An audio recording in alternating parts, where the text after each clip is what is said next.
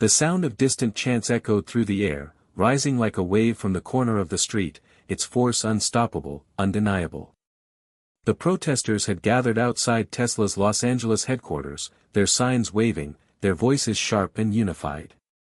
"End ICE now," they shouted, their words laced with anger and hope. Among them were families separated at the border, young activists fighting for the rights of the voiceless, and local residents tired of seeing their city caught in the crossfire of a divisive national debate. A handful of news vans and cameras surrounded the scene, capturing every moment for the world to see. But the one thing that no one had anticipated was the looming presence of the man at the center of it all, Elon Musk. His silence had been his trademark for years. He had steered clear of political opinions, of anything controversial, focusing solely on the future of technology, space exploration, and sustainable energy. Yet here he was, at the heart of one of America's most heated issues, immigration. Musk had never been one to publicly align with any cause. His Twitter account, though frequently a source of both inspiration and controversy, mostly dealt with the world of Tesla, SpaceX, and artificial intelligence.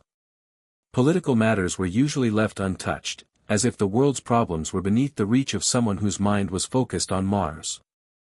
But now, this protest, these people, demanding his voice, had left him at a crossroads. If Elon Musk was known for anything, it was for doing things his way. He had built Tesla from the ground up, revolutionized electric vehicles, and pushed the limits of what was possible in space exploration. He was a symbol of innovation, disruption, and, some would argue, arrogance. But now, his success in the tech world had thrust him into an entirely different kind of battle. A battle that wasn't about electric cars or reusable rockets, but about the moral and social fabric of the country itself. The question on everyone's lips was simple, yet profound: would Musk remain silent, or would he take a side?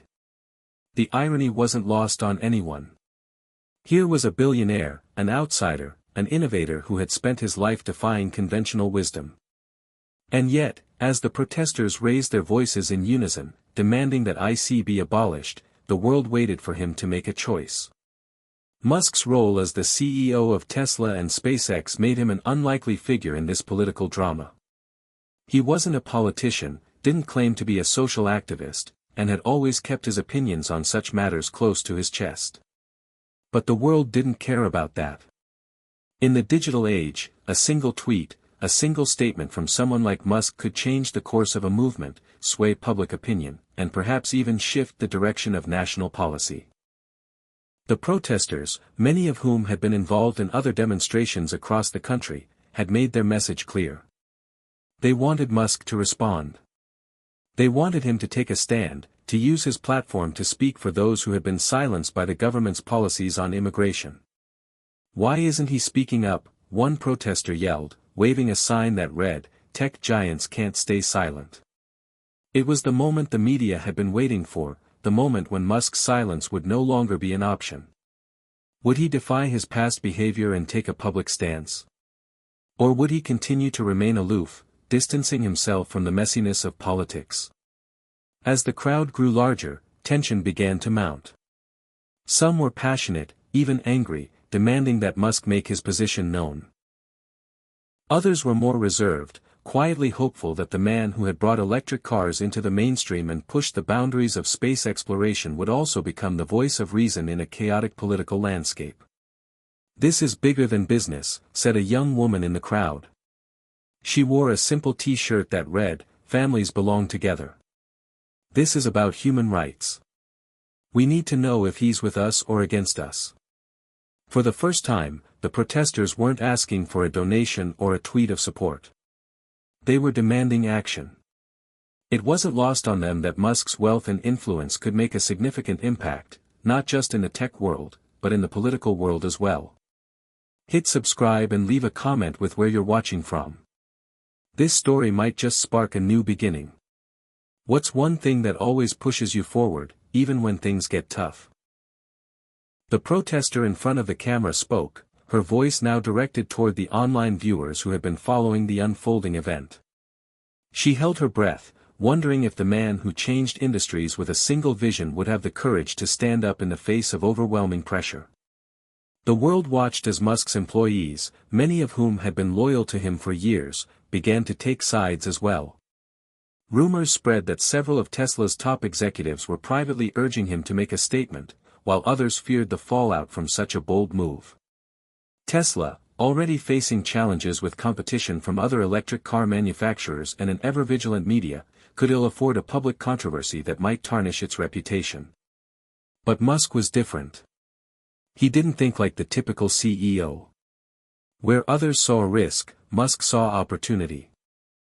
Opportunity to lead, to inspire, to make a difference in a world that was becoming more polarized by the day. But that wasn't all. Musk was a man of contradictions.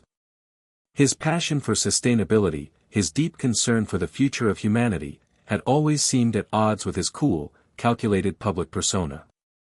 Now, as the pressure from the crowd and the media grew, he was left to reconcile these two sides of himself, the businessman who valued neutrality and the man who couldn't ignore the human suffering playing out right before him. The question was no longer whether Musk would speak out, it was how he would do so. Would he take a stance that could risk everything he had built, or would he do what he had done best, stay the course, keep his head down, and let the storm pass? The protesters grew louder, their chants becoming more intense. "Elon, are you with us or against us?" they yelled, their voices carrying across the streets and through the open windows of the nearby offices. "Make your choice, Elon. You can't stay silent forever." Inside the headquarters, Musk sat at his desk, staring at the screens in front of him. He had seen the news, heard the protests, and understood the weight of the situation. His advisors had reached out, urging him to make a decision, to take a stand. But Musk was no stranger to high-stakes decisions. From the days when Tesla was just a small startup struggling for survival, to his dream of colonizing Mars, he had always made decisions that others thought impossible. But this wasn't a business decision. It wasn't about rockets or cars. This was personal. A decision that could change the course of his legacy. The next steps were clear, something had to give. The world was waiting. And so was he. Musk sat motionless in the dim light of his office, the weight of the moment pressing down on him like a heavy storm cloud. His mind raced, flicking through thoughts faster than he could process them. It wasn't that he didn't care about the issue, the plight of those affected by IC policies, the families torn apart by deportation, the children held in detention centers. It was that he'd never been the kind of person to speak up on political matters. He was a visionary, a businessman, an engineer, not a politician. That's what he told himself, anyway. He'd always preferred to focus on the future, on the innovations that could change the world for the better, not on the messy, often uncomfortable present. His mind flicked back to his early years in South Africa. Growing up there, Musk had learned from a young age that silence could be both a shield and a weapon. He'd been bullied as a child, his awkwardness, his odd interests, his desire to understand how things worked had made him an outcast. But in those years, he'd found comfort in retreating into his own mind. When things got too rough, he would hide behind his books or his computers, diving deep into the abstract worlds of physics and technology. He could build rockets, cars, even dreams, but confronting messy, real-world issues like the one he was now facing, had always felt like a territory he wasn't equipped to navigate. His rise to prominence had been unconventional, too. He'd gone from one failure to the next. PayPal had been a huge success, but it had also been the end of a chapter that had left him broken in many ways. He was always on the edge, always pushing forward, never pausing long enough to reflect. It was this same relentless drive that had led him to create Tesla, a company that no one thought would survive the odds. And yet, against all expectations, it had. He had revolutionized the electric vehicle industry, turning a niche product into a mainstream success. SpaceX, his other passion, had taken even more effort, and at times, seemed like a fool's dream. Yet, SpaceX was thriving, and so was he, though the price of that success had often come at the expense of personal connection. Musk's relationships with those around him were often strained. His marriages had been short-lived, his friendships fleeting, and his ability to form lasting bonds had always seemed secondary to his obsession with his goals. He'd often joked that he had no time for relationships. If you want to make it to Mars, you can't have distractions. But this issue, this protest, felt like something more than just a distraction. It felt personal. His thoughts returned to the faces of the protesters outside. They were angry, but they were also filled with hope. They saw Musk as someone who could make a difference, someone who could use his immense platform and wealth to effect change. He realized that for the first time in his career, his silence could no longer be his greatest asset. It had become his greatest liability. As a man who had spent his life in the public eye, Musk knew how fragile his reputation was. People viewed him in many ways, sometimes as a genius, other times as a reckless visionary who had more ambition than sense. But he knew this protest was different. It wasn't about his cars, his rockets, or his tech. It was about something far more basic, human dignity. He had worked tirelessly to create things that would benefit humanity in the long term, from renewable energy to the colonization of Mars, but what good was that if he didn't stand up for the people who were struggling right now? That was what his mind kept coming back to. The real people. The ones whose lives were torn apart by policies beyond their control. The children separated from their families. The families afraid to live openly, to speak their truths, because of the threat of being torn apart by ICE agents. Musk had always prided himself on being an outsider, on being above the fray.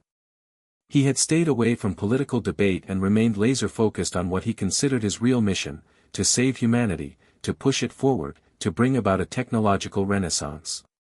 But here, in the face of this protest, he found himself questioning that very philosophy.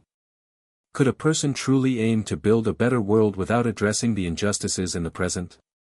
Could he continue his quest to save the future of humanity while ignoring the suffering of those right in front of him? Musk had always been driven by one core belief, that technology could be the great equalizer. It could solve problems, transcend borders, and bring about a future of abundance for all. But now, he realized, there was another truth he couldn't ignore: technology alone wasn't enough. Without a moral compass, without compassion for the people who would use those technologies, even the greatest innovations could feel hollow. It was at that moment that he made the decision to act. He wasn't sure how it would play out, but he knew it was time to take a stand. For all his success, Musk was a man who often operated in the shadows of his own convictions. He didn't share his thoughts on politics or social issues, he didn't feel the need to comment on every controversy that swirled around him. But this was different. The protesters weren't asking for his endorsement. They weren't asking for a donation or a shallow tweet. They were asking for him to speak on behalf of those who had no voice. And that, Musk realized, was something he couldn't ignore. He didn't know exactly what form his response would take, but he knew one thing for sure: he couldn't sit idly by and watch history unfold without playing a part in it. His employees had been whispering in his ear, urging him to make a statement. He knew they were right. His silence had gone on long enough. But the question that remained was whether his voice could truly make a difference. Could he, the man who had built an empire from nothing, use his influence for something greater than himself? Or would this protest, this moment, slip by like so many others before it, fading into the noise of the endless cycle of news cycles and Twitter storms? The decision was his to make. He stood up from his desk, his mind still racing, his heart beating faster. He had always been a man of action, someone who thrived under pressure. He wasn't about to back down now, not when the stakes were so high. As he walked to the window and looked out at the crowd below, his mind began to clear. This wasn't just about politics. It wasn't even about his reputation. This was about the kind of world he wanted to help create. And for once, it wasn't about electric cars or space stations or the next big tech revolution. It was about standing up for what was right. Musk turned around, walked to his desk, and began typing. He wasn't sure what he was going to say yet, but he knew one thing: he was going to say something. The world would hear his voice, and in that moment, he hoped it would be enough to spark the change that was desperately needed. The world was waiting, and so was he. The sound of fingers tapping across a keyboard filled the room as Elon Musk stared at the screen, his thoughts a chaotic mix of emotions. The words were not coming easily. He had always been good at building things, rockets, cars, software, but words, especially words that could impact the future of millions, felt like a different kind of challenge. His mind kept racing back to the faces of the protesters outside, their raw emotions, the power in their voices. What was he really being asked to do? Take a stand. A simple phrase, but one that carried with it immense weight. In the past, Musk had been a master of deflecting public pressure. He had faced public scrutiny countless times, from the stock market's volatile reactions to his comments on Twitter, to the relentless attacks on Tesla's production delays and SpaceX's near disasters. But this was different. This wasn't about product timelines or stock prices. This was about people. Real, human lives, caught in the crossfire of a system that many felt was broken. Musk had spent his entire career focused on one thing: the future. The future of humanity, the future of technology, the future of the Earth, and even, most recently, the future of Mars. He had built companies with the explicit goal of creating a sustainable world, of making life multiplanetary, of pushing humanity beyond its current limits. But today, for the first time in his career, he was confronted with the raw, urgent demands of the present, the here and now. The silence of his past was no longer an option. He couldn't remain above it all, detached from the chaos that was unfolding in his own backyard. Musk had prided himself on being the outsider, the one who didn't play by the rules. But now, standing at the intersection of business and social responsibility, he realized that maybe the world was asking more of him. The words started to flow, hesitantly at first, and then with more certainty. "I've always believed that technology has the power to change the world," he typed, his fingers steadying as he found his rhythm. "It has the power to bring about a future that is brighter, more sustainable, and more equitable. But that future is only possible if we confront the injustices of the present. The treatment of immigrants, the separation of families, and the policies that continue to divide us, these are issues that demand our attention." Musk paused for a moment, staring at the screen. His words seemed too simple, too straightforward. Would they be enough? Would they be powerful enough to show the world that he understood the gravity of the situation? He wasn't known for speaking out about social issues. Was he making a mistake? But then again, what was the alternative? To remain silent? To ignore the suffering of those who needed his help? That thought alone sent a wave of resolve through his chest. He couldn't ignore it. Not anymore. He continued typing. "I'm not a politician. I'm an engineer, an entrepreneur, and a problem solver. But I believe that we can do better.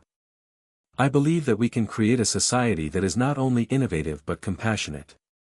That is why I'm committing to use my voice, my resources, and my companies to advocate for a more humane approach to immigration reform." The words felt right. Finally, Musk felt a sense of clarity wash over him. It wasn't about picking sides or aligning himself with a specific political agenda. It was about standing up for what was right, using the platform he had built to create meaningful change. The tech world might see him as an eccentric billionaire with a passion for space and electric cars, but today, Musk was choosing to see himself as a human being who had the power to make a difference. He was ready to speak out. Ready to lead by example, not just in technology, but in humanity. Musk clicked send, and the words were out there. The world would know his stance, whether they liked it or not. But as the tweet went live, he couldn't help but feel a knot tighten in his stomach. The backlash was inevitable. There were always consequences when Musk did something that stirred the public pot. He had already seen the angry posts on social media, the constant barrage of questions from reporters, the endless debates over his every move. This would be no different. But as the tweet gained traction, as news outlets picked up the story and the world's eyes turned toward him, Musk felt a strange mix of fear and exhilaration. It was the kind of fear that came with taking a risk, publicly, and permanently. And yet, it was also the kind of exhilaration that came with doing something he knew was the right thing, even if it wasn't easy.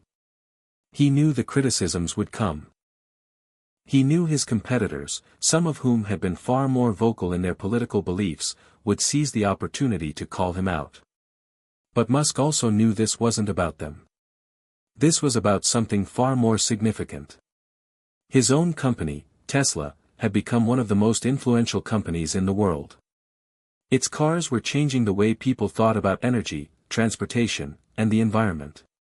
But Tesla was also under immense scrutiny.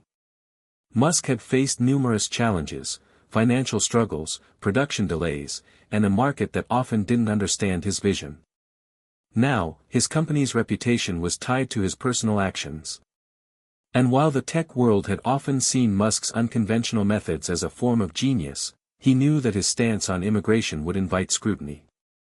He had already seen the social media posts calling him a hypocrite, accusing him of capitalizing on cheap labor while taking a political stand. The contradictions in his past would be laid bare for the world to judge. But Musk had made a decision. And he wasn't about to back down. The world's reaction to his tweet was swift. Within minutes, his inbox was flooded with responses. Some were supportive, activists, fellow entrepreneurs, and even some public figures praised his courage for speaking out.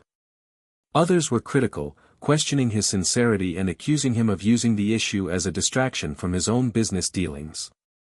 But the one thing that Musk hadn't expected was the impact it would have on his employees. Within hours, Tesla's workforce began to speak out. Some rallied behind him, applauding his decision to take a stand, while others were more skeptical, worried about the fallout from customers who didn't share his views. Tensions grew within the company. Some employees wanted to organize a walkout to show their solidarity with the protesters. Others felt that Musk's stance was too politically charged and worried about the potential damage to Tesla's brand. As the hours passed, Musk was forced to navigate these internal divisions while still facing the external pressure of the media and the protesters. He knew that making a statement was just the beginning.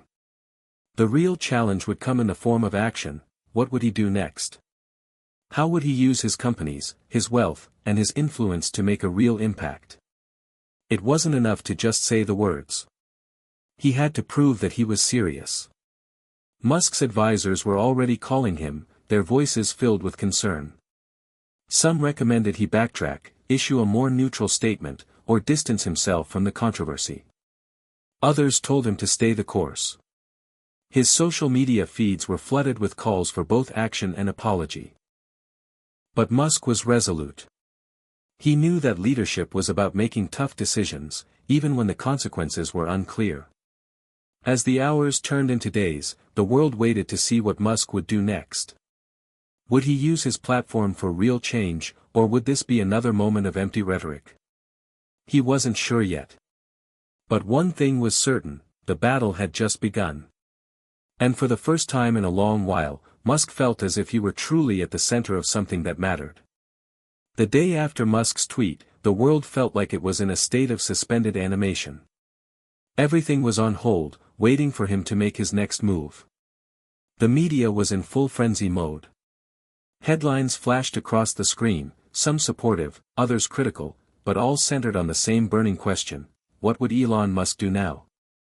Musk had always been known for his quick, sometimes controversial responses to crises. His tweets were often a reflection of his impulsive, no-holds-barred style. But this time was different. He wasn't just responding to a product issue or a business challenge.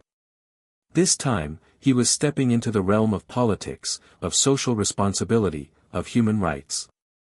It felt like a step into uncharted territory.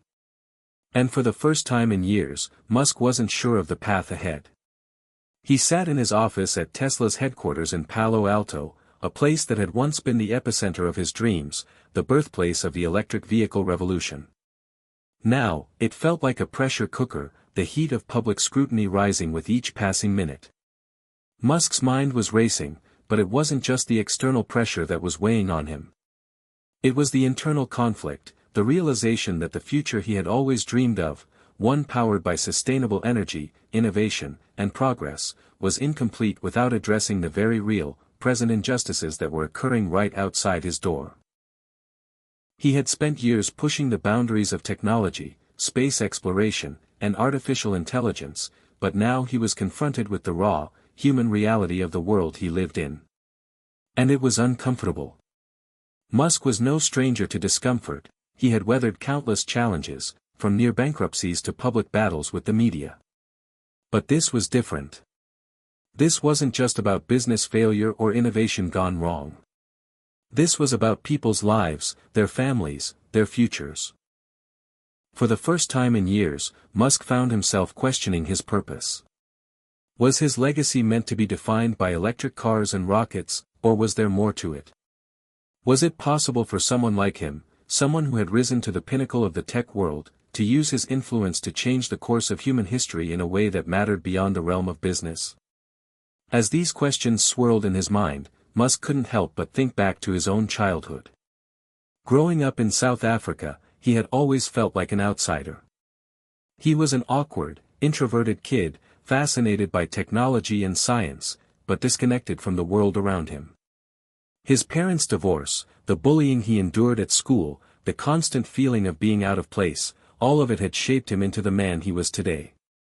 But those early struggles had also taught him a valuable lesson, the power of resilience. Musk had learned that the key to survival, to success, was to keep moving forward, no matter what. But now, in this moment, he was being forced to confront something more profound than personal struggle. He was being asked to take a stand on a national issue, one that had far-reaching implications for the future of the United States and, by extension, the world. And as he sat there, in his sleek, minimalist office, he felt a pang of uncertainty. Musk's personal brand had always been built on the idea of changing the world through innovation. He had founded Tesla to prove that electric cars could be better than gas-powered ones. He had started SpaceX with the dream of making humanity a multiplanetary species. But those ideas, those companies, had always been forward-thinking. They were about the future. This issue, the protests, the immigrant crisis, it was about the here and now. It was about confronting the injustices of the present, not the possibilities of the future. He stood up, pacing the room. His thoughts were disjointed, chaotic, but he knew one thing for sure. He couldn't remain passive in the face of this. He couldn't simply watch as the world wrestled with an issue that, in many ways, mirrored the divisions he had always tried to overcome. Innovation, he realized, wasn't just about technology, it was about people. It was about creating systems, not just for the privileged few, but for everyone. With this realization, Musk made a decision: he wasn't going to sit on the sidelines any longer. His voice mattered. His actions mattered. The question now wasn't whether he should speak out, it was how. And more importantly, what would his message be? What could he, Elon Musk, do to help those who were suffering? He decided to do something bold. Something that would get people's attention, not just in the tech world, but in the political world as well. Musk was no stranger to controversy. He had weathered storm after storm, from clashes with journalists to public feuds with political figures. But this felt different. This felt personal. This was about taking a stand on something that transcended business, technology, and even politics. This was about showing the world that he, too, cared about the injustices that plagued society. With a deep breath, Musk grabbed his phone and started typing. His fingers moved quickly over the screen, forming a message that would change the course of the next few weeks. Effective immediately, Musk typed, "Tesla will no longer do business with any government contractor involved in the enforcement of IC policies. We believe that companies have a responsibility to align themselves with values of justice and compassion. No one should be separated from their family due to their immigration status. We are taking this step because we believe that the future of humanity must be built on a foundation of empathy and equality. He paused. For a moment, his fingers hovered over the screen. Was this too much? Would it alienate his customers, his investors, his employees? But then he thought about the protesters outside, the families who had been torn apart, the children who had been locked in cages. This wasn't about making a profit, it was about making a difference. He clicked send. The tweet was live. The storm of reactions was instant. Musk's statement was polarizing. Some hailed him as a hero, while others accused him of grandstanding. Conservative pundits lashed out, calling it a political stunt. Others accused him of being out of touch with the realities of running a business in a polarized political climate. But Musk wasn't looking for applause or approval. He was looking to make a statement. Inside Tesla's headquarters, the atmosphere was tense. Employees were whispering to each other, their reactions mixed. Some cheered his bold move, while others felt uneasy about the fallout. Musk knew this was going to create a ripple effect, within his company and across the broader tech industry. But he was prepared for it. He had made his choice. And now, he had to live with it. The next few days were a whirlwind. News outlets picked up the story, analysts weighed in, and the protesters outside Tesla's headquarters only grew in number. Musk had expected the media frenzy, but the intensity of the public debate was overwhelming. His inbox was flooded with messages, some supportive, others hostile. But it was the internal pressure that began to weigh on him the most. Several of Tesla's board members expressed concern about the potential fallout from the decision.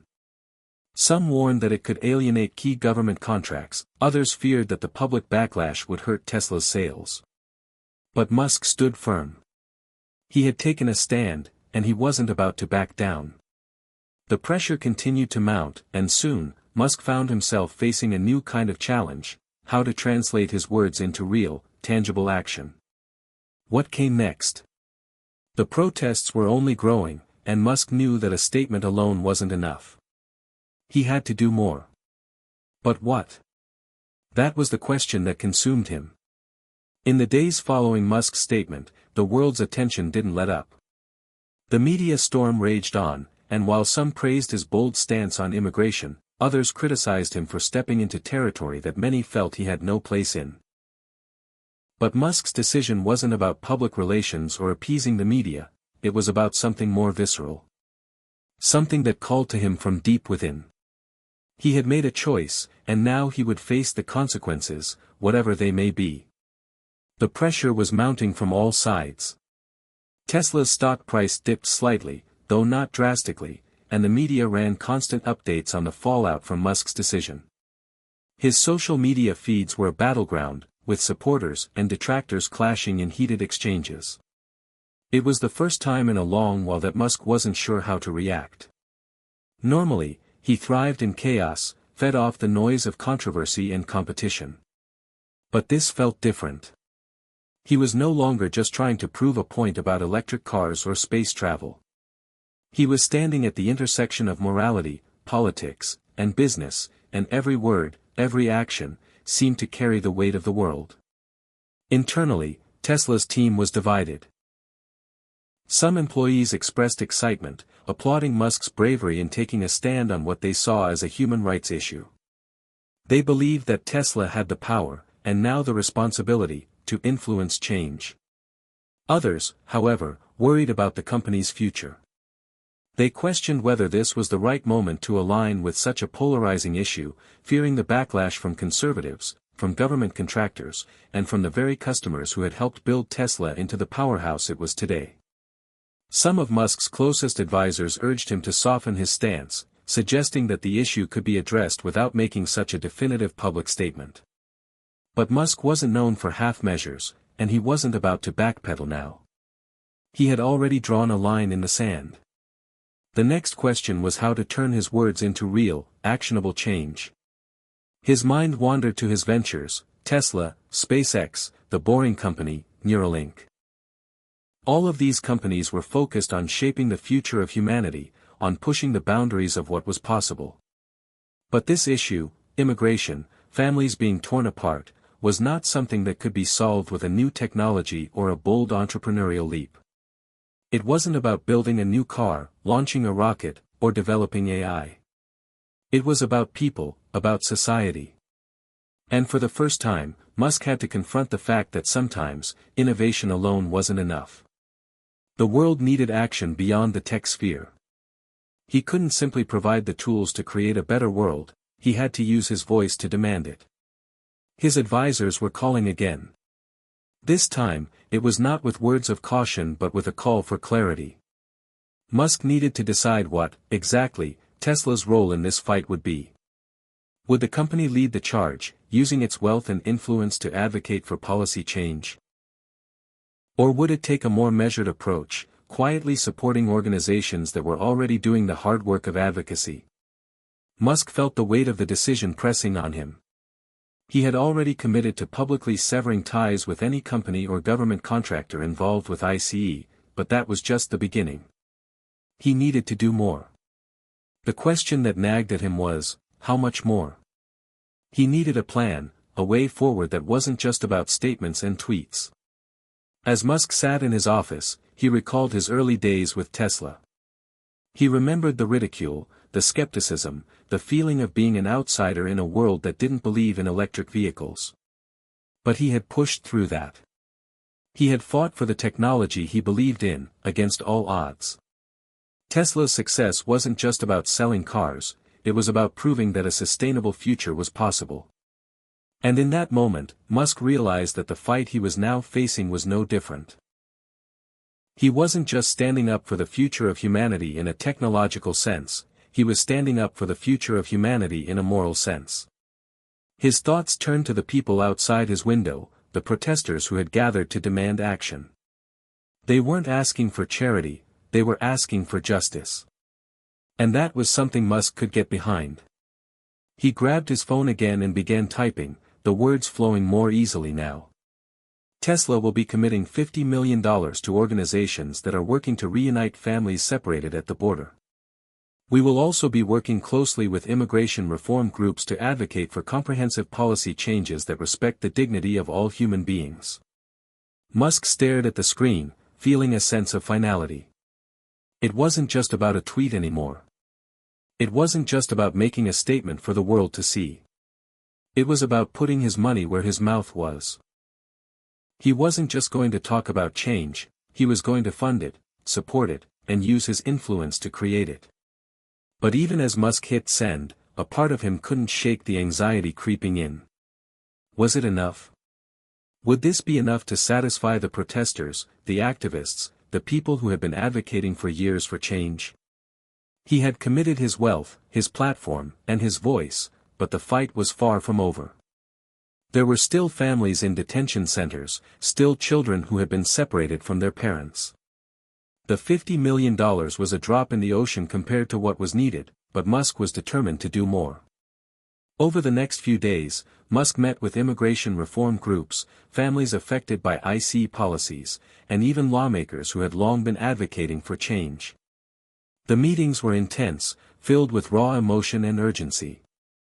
Musk felt himself grappling with the weight of the situation in ways that went beyond business. He wasn't just solving an engineering problem. He was trying to fix a broken system. Every conversation left him feeling both hopeful and overwhelmed. Musk knew that Tesla's commitment to funding these organizations was only one part of the equation. The real work would come in pushing for legislative change, something far more difficult and elusive. He would need allies, not just from the tech industry, but from other sectors of society. His mind raced as he thought about the implications. How could he use the platform he had built to make a meaningful, lasting impact? Could Tesla influence policy? Could his personal voice carry enough weight to bring about real change? Meanwhile, the protests continued. They spread from outside Tesla's headquarters in California to other cities across the country. The calls for change grew louder, more insistent. Musk found himself at the center of a social movement that he never imagined he would be part of. And yet, the more he thought about it, the more he realized that this was the kind of change he had been waiting for. Change that came not from technology alone, but from the people, from the voices of those who had been silenced for far too long. This was the true test of Musk's legacy. Would he be remembered as a visionary who created groundbreaking technologies, or as someone who used his influence to bring about social justice? The choice was his. And for the first time in a long while, Musk wasn't sure what the outcome would be. But one thing was clear: he was ready for the fight. The next few weeks felt like a blur of meetings, statements, and growing public attention. Musk's $50 million commitment to immigrant reform had put him firmly at the center of a storm that he had started, and yet, in some ways, felt completely unprepared for. It wasn't just the backlash from the conservative factions or the growing tension among Tesla's investors that kept him awake at night. It was the realization that this wasn't a problem that could be solved with money, technology, or even influence. This was a systemic issue. A deeply embedded cultural and political problem that had been years, even decades, in the making. And Musk wasn't just the CEO of a tech company anymore. He was a key player in a larger fight, one that wasn't going to be solved by his usual methods of innovation. He had always been used to thinking about the future. But now, he found himself caught in the difficult, often painful present, struggling to navigate a political landscape that was increasingly polarized. There were times when he wished he could return to his comfort zone, designing rockets, engineering electric vehicles, or building out the infrastructure for his vision of a sustainable, multiplanetary future. But the reality was that the fight for justice, for human rights, was just as critical to that future. It was, perhaps, the most important part of it. He couldn't build a better world for humanity without first confronting the world that already existed, the one in which inequality, racism, and exploitation were allowed to thrive. Musk's days were now a constant cycle of public appearances, strategy meetings with his team, and calls with lawmakers and advocates. He found himself speaking at rallies, meeting with politicians who were willing to back his stance, and sitting down with activists who had been fighting for years to bring these issues to the forefront. He had always been an outsider, someone who didn't play by the traditional rules of business or politics. But now, in this new role, he was seeing how broken the system really was. And the realization hit him hard: he couldn't do this alone. The power of one person, no matter how influential, was limited in the face of such widespread injustice. He needed allies, he needed support, and most importantly, he needed to listen to the people whose lives were being destroyed by the very system he was trying to change. But as Musk continued to immerse himself in the issue, he found himself becoming increasingly disillusioned with the political process. It wasn't that he didn't believe change was possible, it was that the system seemed designed to prevent it. Every time he tried to move the needle, it felt like something, or someone, pushed back. The legislative process was slow, bureaucratic, and, to Musk's growing frustration, filled with compromises that often favored the status quo over real progress. One afternoon, while Musk was sitting in a meeting with a group of immigration reform advocates, one of them said something that stuck with him. "Money is important, Elon. But it's not enough. This is a fight that's going to take more than just funding. It's going to take people. It's going to take power, and it's going to take courage. You've got the resources, yes. But you've got something even more important: people listen to you." Musk paused. The weight of the statement hit him harder than he expected. He had always prided himself on being an engineer, a builder, someone who solved problems with technology and innovation. But now he was being asked to wield something more intangible: his influence, his voice, and his position in the world. The question that had been nagging at him for days now had a clear answer: what would he do next? He wasn't just going to sit back and wait for change to happen. He wasn't going to simply throw money at the problem and hope things would improve. The issue was too important, too urgent for that. Musk had always thrived on challenges, and this was the biggest one yet. He wasn't going to shy away from it. The first step was to take his commitment to the next level. Musk realized that he needed to use his platform to rally other powerful figures to the cause, people in positions of influence who could help push for real policy changes. He wasn't just going to be a philanthropist, he was going to be a catalyst for action. He called a few of his closest allies in the tech world, people who had always been on the cutting edge of innovation, but who had never really been involved in social justice. He reached out to Tim Cook, Sundar Pichai, and Satya Nadella, some of the most powerful figures in Silicon Valley. He needed their support. Not just in terms of funding, but in terms of leverage. "Look, guys," Musk said in his usual direct manner when they all convened on a Zoom call. "This isn't just about Tesla anymore. This isn't just about one company, or one person. This is about an issue that affects millions of people in this country. And if we don't step up, if we don't use the resources we have to force a change, then who will?" The response was mixed. Cook was the most reserved, questioning how such a political issue might affect Apple's brand, while Nadella and Pichai were more open to the idea, recognizing the moral imperative behind Musk's stance. But the resistance was there. Underneath it all was the fear of crossing political lines, of alienating customers, and of damaging the companies they had worked so hard to build. Musk could feel the hesitation, the uncertainty. He knew it wasn't going to be easy. Silicon Valley had always been a place of innovation, but it had never been a bastion of activism. And yet, Musk couldn't shake the feeling that this was the moment, that the tech industry, more than any other sector, was uniquely positioned to make a difference. "Look," Musk said, "if we don't take action now, when will we? Are we going to wait until things get worse? Because I don't know about you, but I'm tired of waiting. This is about human dignity, about making sure that everyone in this country, regardless of where they come from, has the same opportunity to thrive." There was a long pause as the group absorbed his words. Musk knew that this was just the beginning of a much larger battle. His voice, while powerful, was not enough on its own. But the more he thought about it, the more he realized that the tech industry, if it truly banded together, could push the conversation forward in a way that few other groups could. "We'll make a commitment," Musk continued. "A joint commitment from all of us, Tesla, SpaceX, and the rest of you. We'll put our resources behind this fight. And we'll use our voices to make sure that this doesn't get swept under the rug. We'll do everything we can to change the system." The conversation that followed wasn't easy. There were a lot of questions, a lot of hesitation. But by the end of the call, something had shifted. Musk could feel it. The tech world wasn't ready to embrace full-scale political activism, but it was ready to make a stand. He hung up the call, feeling a strange mix of relief and exhaustion. The road ahead wasn't going to be easy, but for the first time in weeks, he felt like he had the beginnings of a plan. He had allies, he had the resources, and most importantly, he had the conviction. The question now was how far they were willing to go. How much were they all willing to sacrifice for something bigger than their individual businesses?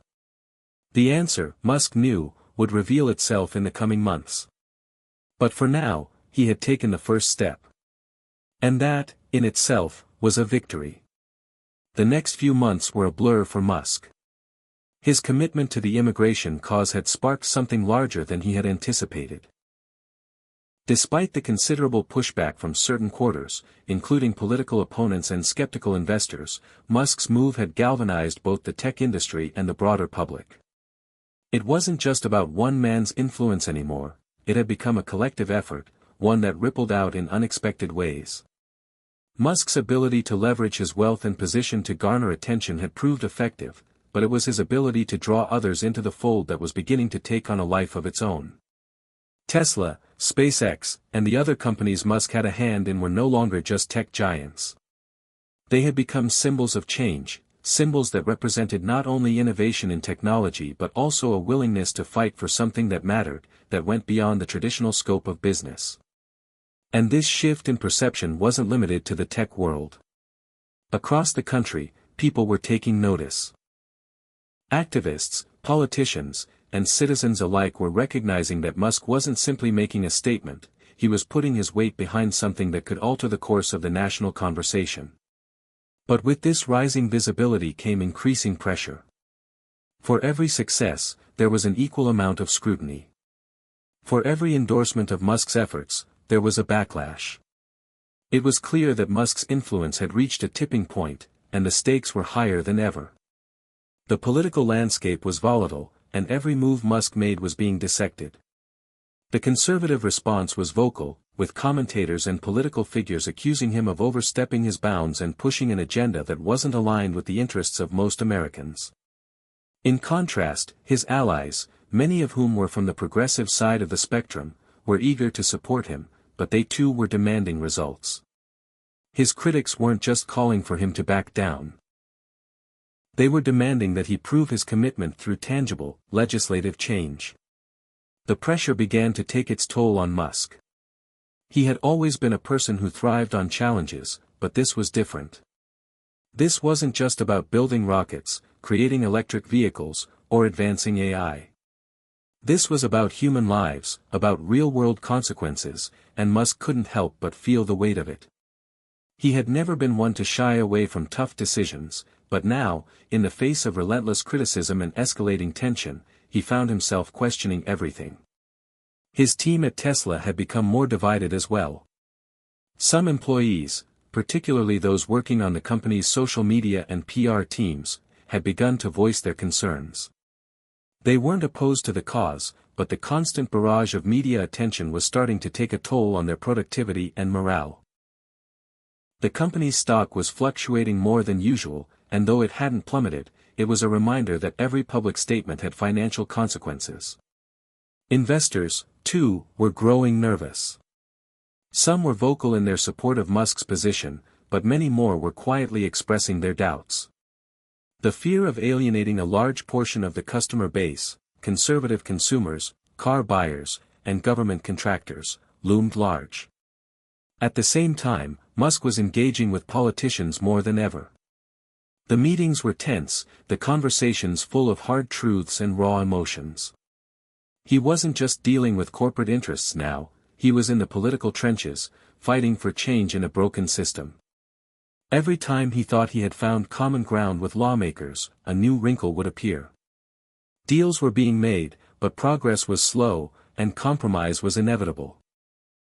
One evening, after an exhausting day of calls and meetings, Musk found himself alone in his office at Tesla's headquarters. The building was eerily quiet, the hum of the machines in the nearby factory the only sound. He had gotten used to the rhythm of Tesla's operations, but tonight was different. He was grappling with the gravity of what he had taken on. The vision of a better world, one where technology, innovation, and humanity intersected, had always been his driving force. But now, more than ever, Musk felt the weight of responsibility pressing down on him. He stared out of his office window, looking at the sprawling city below. His mind raced through the conversations he had had over the past few months, the rallies, the press conferences, the backroom deals. There were moments when he had felt a surge of hope, when he had seen the possibility of real, lasting change. But those moments were fleeting, and they often gave way to the crushing reality of how entrenched the system was. A knock at the door pulled him out of his thoughts. It was Gwynne Shotwell, the president of SpaceX. She entered the room, closing the door behind her. "Elon," she said, her voice measured but firm, "we need to talk." Musk turned to face her, noting the serious look on her face. Shotwell had been one of the few people who had stood by him through the most turbulent times. She was smart, pragmatic, and had a way of cutting through the noise when it mattered most. "About what?" Musk asked, his voice tired. "I know you're under a lot of pressure right now," Shotwell said, sitting down across from him. "But I think it's time we talk about the future. About what we're really trying to accomplish here." Musk leaned back in his chair, folding his arms. "We're trying to change the system. We're trying to do something meaningful." Shotwell nodded, but there was a hint of concern in her eyes. "Yes, but how? You're fighting against some of the most powerful forces in the country. And as much as I respect what you're trying to do, we can't lose sight of the bigger picture." Musk raised an eyebrow. "What do you mean?"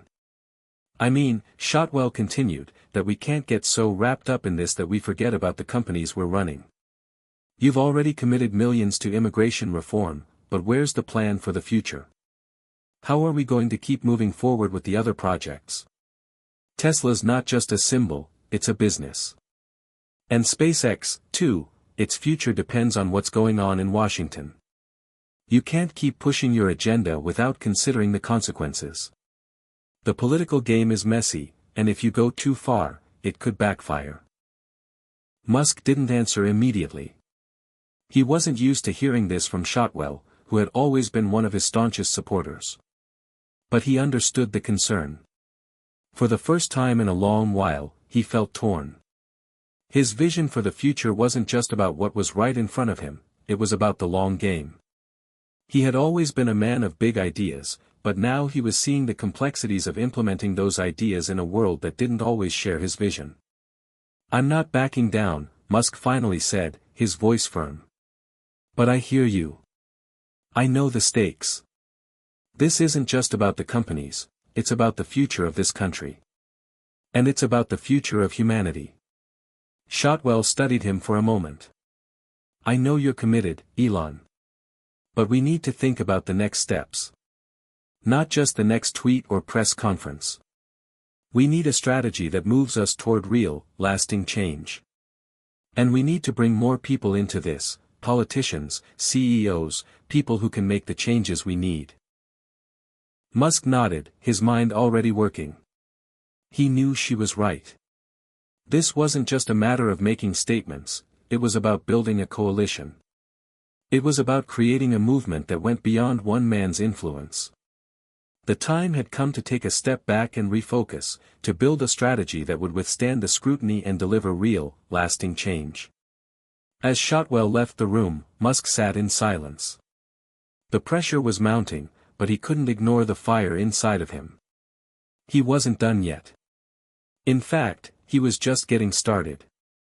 Hit subscribe and leave a comment with where you're watching from. This story might just spark a new beginning. What's one thing that always pushes you forward, even when things get tough?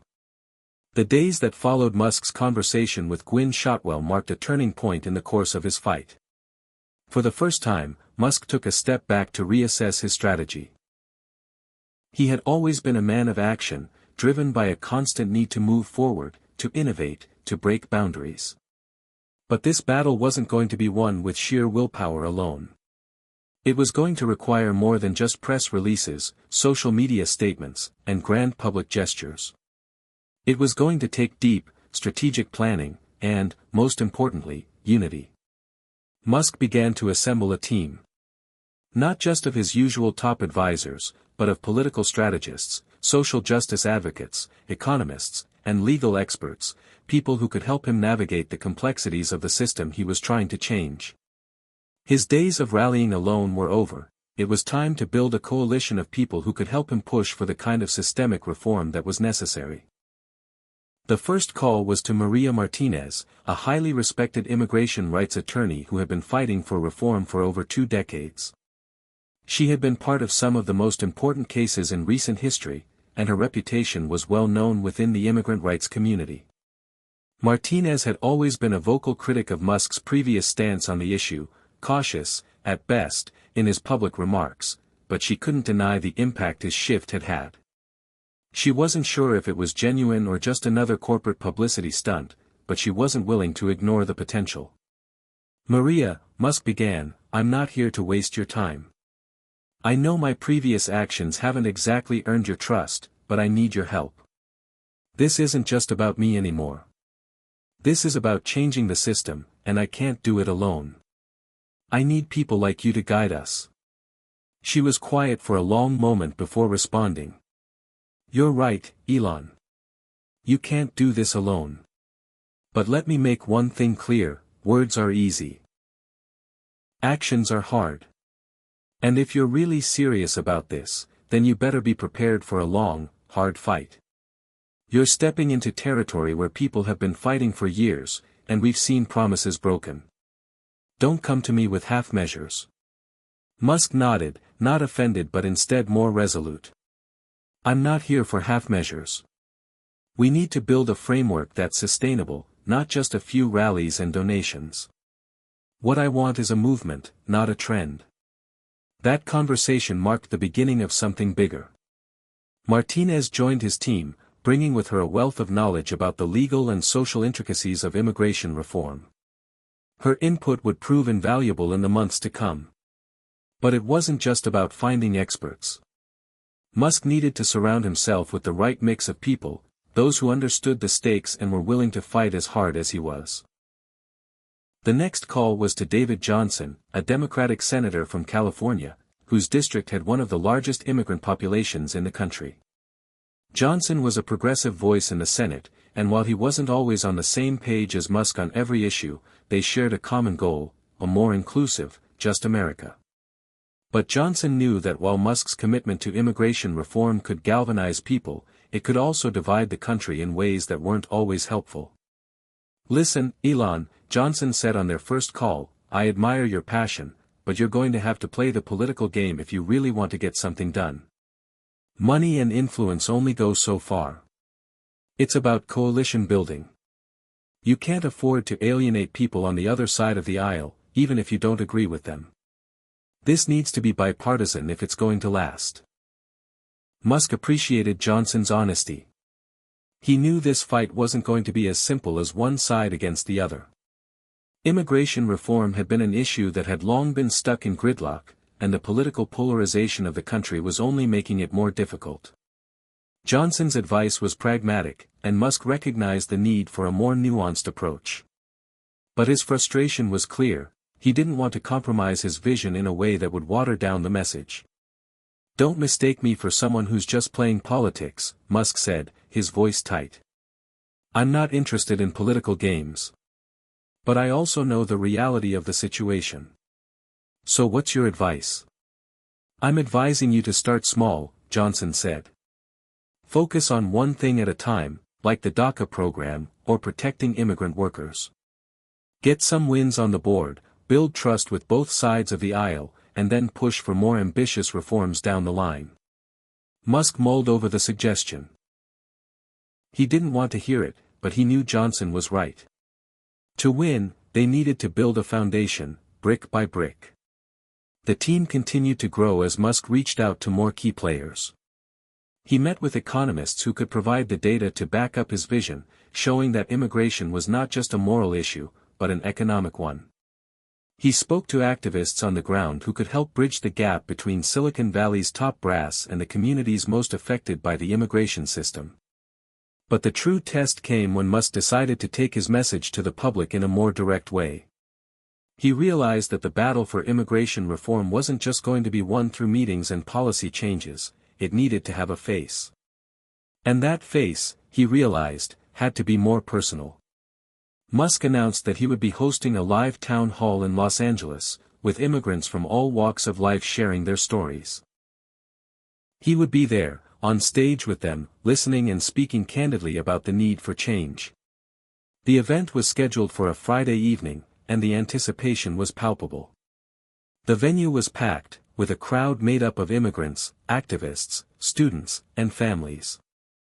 The atmosphere was electric, with a mix of nervousness and hope hanging in the air.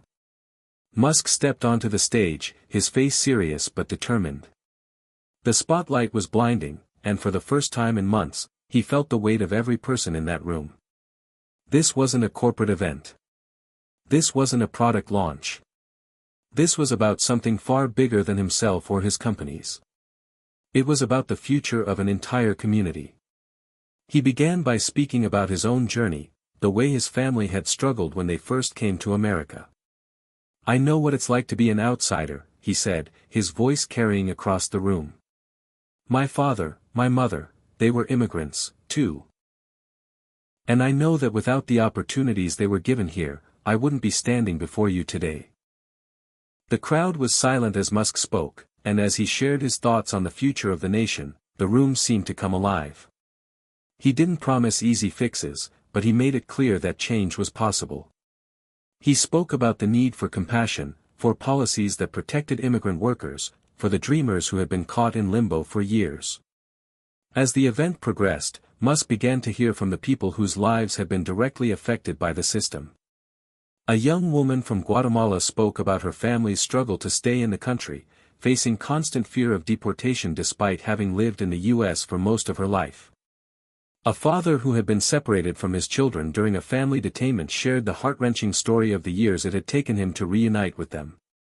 Their stories weren't just statistics, they were real people, with hopes and dreams like anyone else.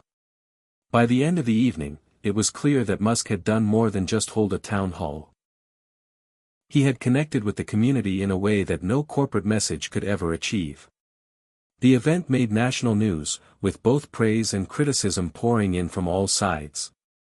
But what mattered most to Musk was the impact it had on the individuals in the room that night. It had been a gamble, but it was one that he knew was necessary. In the days that followed, the momentum began to shift.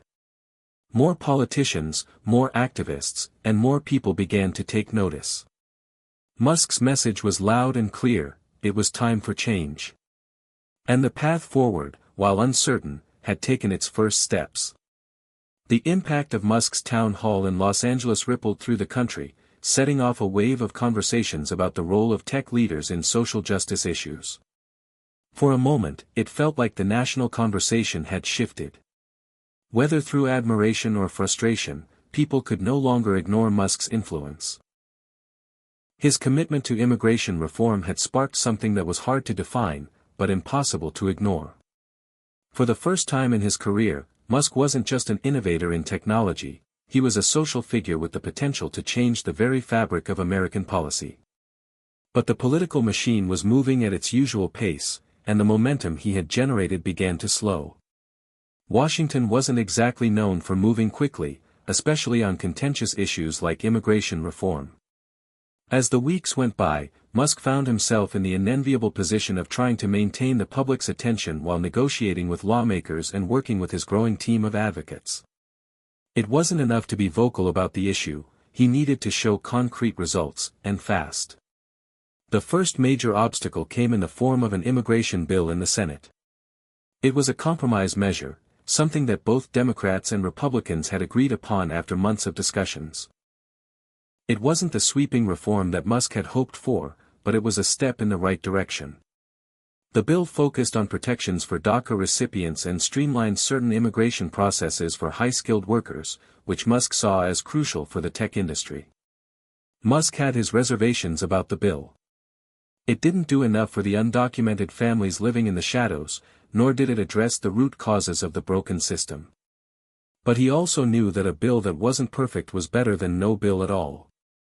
He and his team went to work. They lobbied lawmakers, organized public support, and pushed for amendments to the bill that would broaden its scope. It was a delicate balancing act. On one hand, Musk had to manage expectations, his supporters had high hopes that he would deliver something revolutionary. On the other hand, he had to work within the constraints of the political system, which moved far slower than he was accustomed to. He felt the pressure every day. One evening, after a long day of meetings, Musk sat in his office at SpaceX, staring at his phone. The notifications kept pinging, messages from reporters, supporters, detractors. One in particular caught his eye. It was a text from Maria Martinez, the immigration lawyer who had become an invaluable ally. "Elon, we've got a problem," the message read. "The bill is going to pass, but the amendments we're pushing for are running into resistance. Republicans are going to block anything that expands protections. And some Democrats are trying to scale back what we've already fought for." Musk's fingers hovered over the screen. He knew that the bill's passage was far from certain, but he hadn't expected this level of opposition. Martinez was right, compromise was already beginning to fracture the bill's potential. The resistance wasn't just from one party, it was from both sides of the aisle. He replied, "What can we do?" Martinez's response came quickly, "We need to rally support, publicly. But this time, we need to put pressure on both sides of the aisle. If we can get enough public backing, they'll have no choice but to listen. And it's going to take all of us, activists, businesses, even moderate Republicans. It was clear to Musk that the time for behind-the-scenes lobbying was over. He needed to mobilize the public once again, to make the stakes personal, and to make sure everyone knew just how high they were. But he also knew that this wasn't going to be as easy as hosting another town hall. The opposition would only grow stronger as the bill neared a vote. Musk called a meeting with his team, Gwynne Shotwell, his closest advisors, and some of the political strategists they had recently hired. He needed their input on the next steps. The urgency was palpable, but Musk was calm, as he often was in the face of crisis. "We need a campaign," he said, his voice low but determined. "One that makes this issue impossible to ignore. We need to mobilize businesses, workers, and the public. I want every company in America, every tech company, every small business, every worker who has been affected by this, to speak out. If we don't act now, we could lose this battle before it even gets to the Senate." Shotwell, who had been listening intently, spoke up. "I agree. But we need a clear, concise message. Something that resonates across the political spectrum. The focus needs to be on the human cost, on the people who are being left behind by the system. It can't just be about high-skilled workers. We need to show that this isn't a partisan issue, this is an issue of basic human rights." Musk nodded. "Exactly. We'll need stories. Real people. Personal stories that show the impact of immigration policy on families, on communities. People need to see that this isn't just about laws, it's about lives." The next few days were a whirlwind of activity. Musk's team reached out to business leaders, including other tech giants like Apple and Google, asking them to publicly support the bill and the amendments they were pushing for. They also contacted activist groups, some of whom were skeptical of Musk's involvement but saw the potential for real change. At the same time, Musk began to reach out to influential media outlets, offering exclusive interviews where he could share his vision for the future of immigration reform. The message that Musk and his team crafted was simple but powerful: immigration isn't just about policies. It's about people. And it's time for us to do what's right. Musk appeared on several high-profile news programs, where he spoke passionately about the need for immigration reform. In one interview, he told the host, "I've seen firsthand how important immigrants are to the success of this country, how much we rely on their labor, their creativity, their drive. But too many of them live in fear, afraid that at any moment, their families could be torn apart. That's not who we are as Americans. We need a system that works for everyone." The media blitz was a calculated risk. Musk knew that the more attention he drew, the more his critics would come out of the woodwork. But he wasn't concerned about the backlash. What mattered to him now was showing the American people that this wasn't a partisan issue. He wanted to unite people under a common cause, something bigger than politics, something that transcended party lines. As the bill neared a vote, the pressure mounted. News outlets were covering the developments daily, and the phone lines in Congress were burning up. Activists were organizing protests in Washington, D.C., while Musk's team continued to push behind the scenes. It was clear that this was the moment of truth. Would the bill pass with the necessary amendments, or would it collapse under the weight of partisan gridlock? Then came the day of the vote. The Senate floor was tense, with lawmakers from both parties preparing to cast their votes. The cameras were rolling, and the eyes of the nation were fixed on Washington. The result was too close to call. But Musk had made his mark. His efforts had mobilized a movement that no one in Washington could ignore. The bill passed, with some key amendments included, marking a significant win in the long fight for immigration reform. It wasn't everything Musk had hoped for, but it was a step forward, a step that would lay the groundwork for more significant reforms in the future. That night, as Musk sat in his office reflecting on the day's events, he allowed himself a moment of quiet satisfaction. The battle wasn't over, but this was a victory, one that would ripple across the country for years to come. And for Musk, it was proof that when he put his mind to something, anything was possible. The victory in the Senate was more than just a policy win for Elon Musk. It was the beginning of something bigger. The momentum from the passing of the immigration reform bill was palpable, but it was clear that the real work had only just begun. Washington, for all its political gridlock, had moved. But now Musk had to ensure that the reforms would be implemented, that they would be sustainable, and that they would lead to the next phase of immigration change, the kind of reform that could fix the broken system for good. In the days following the vote, Musk was surrounded by congratulatory messages from supporters and allies, but none of them felt as rewarding as the quiet moment he spent in his office late one night.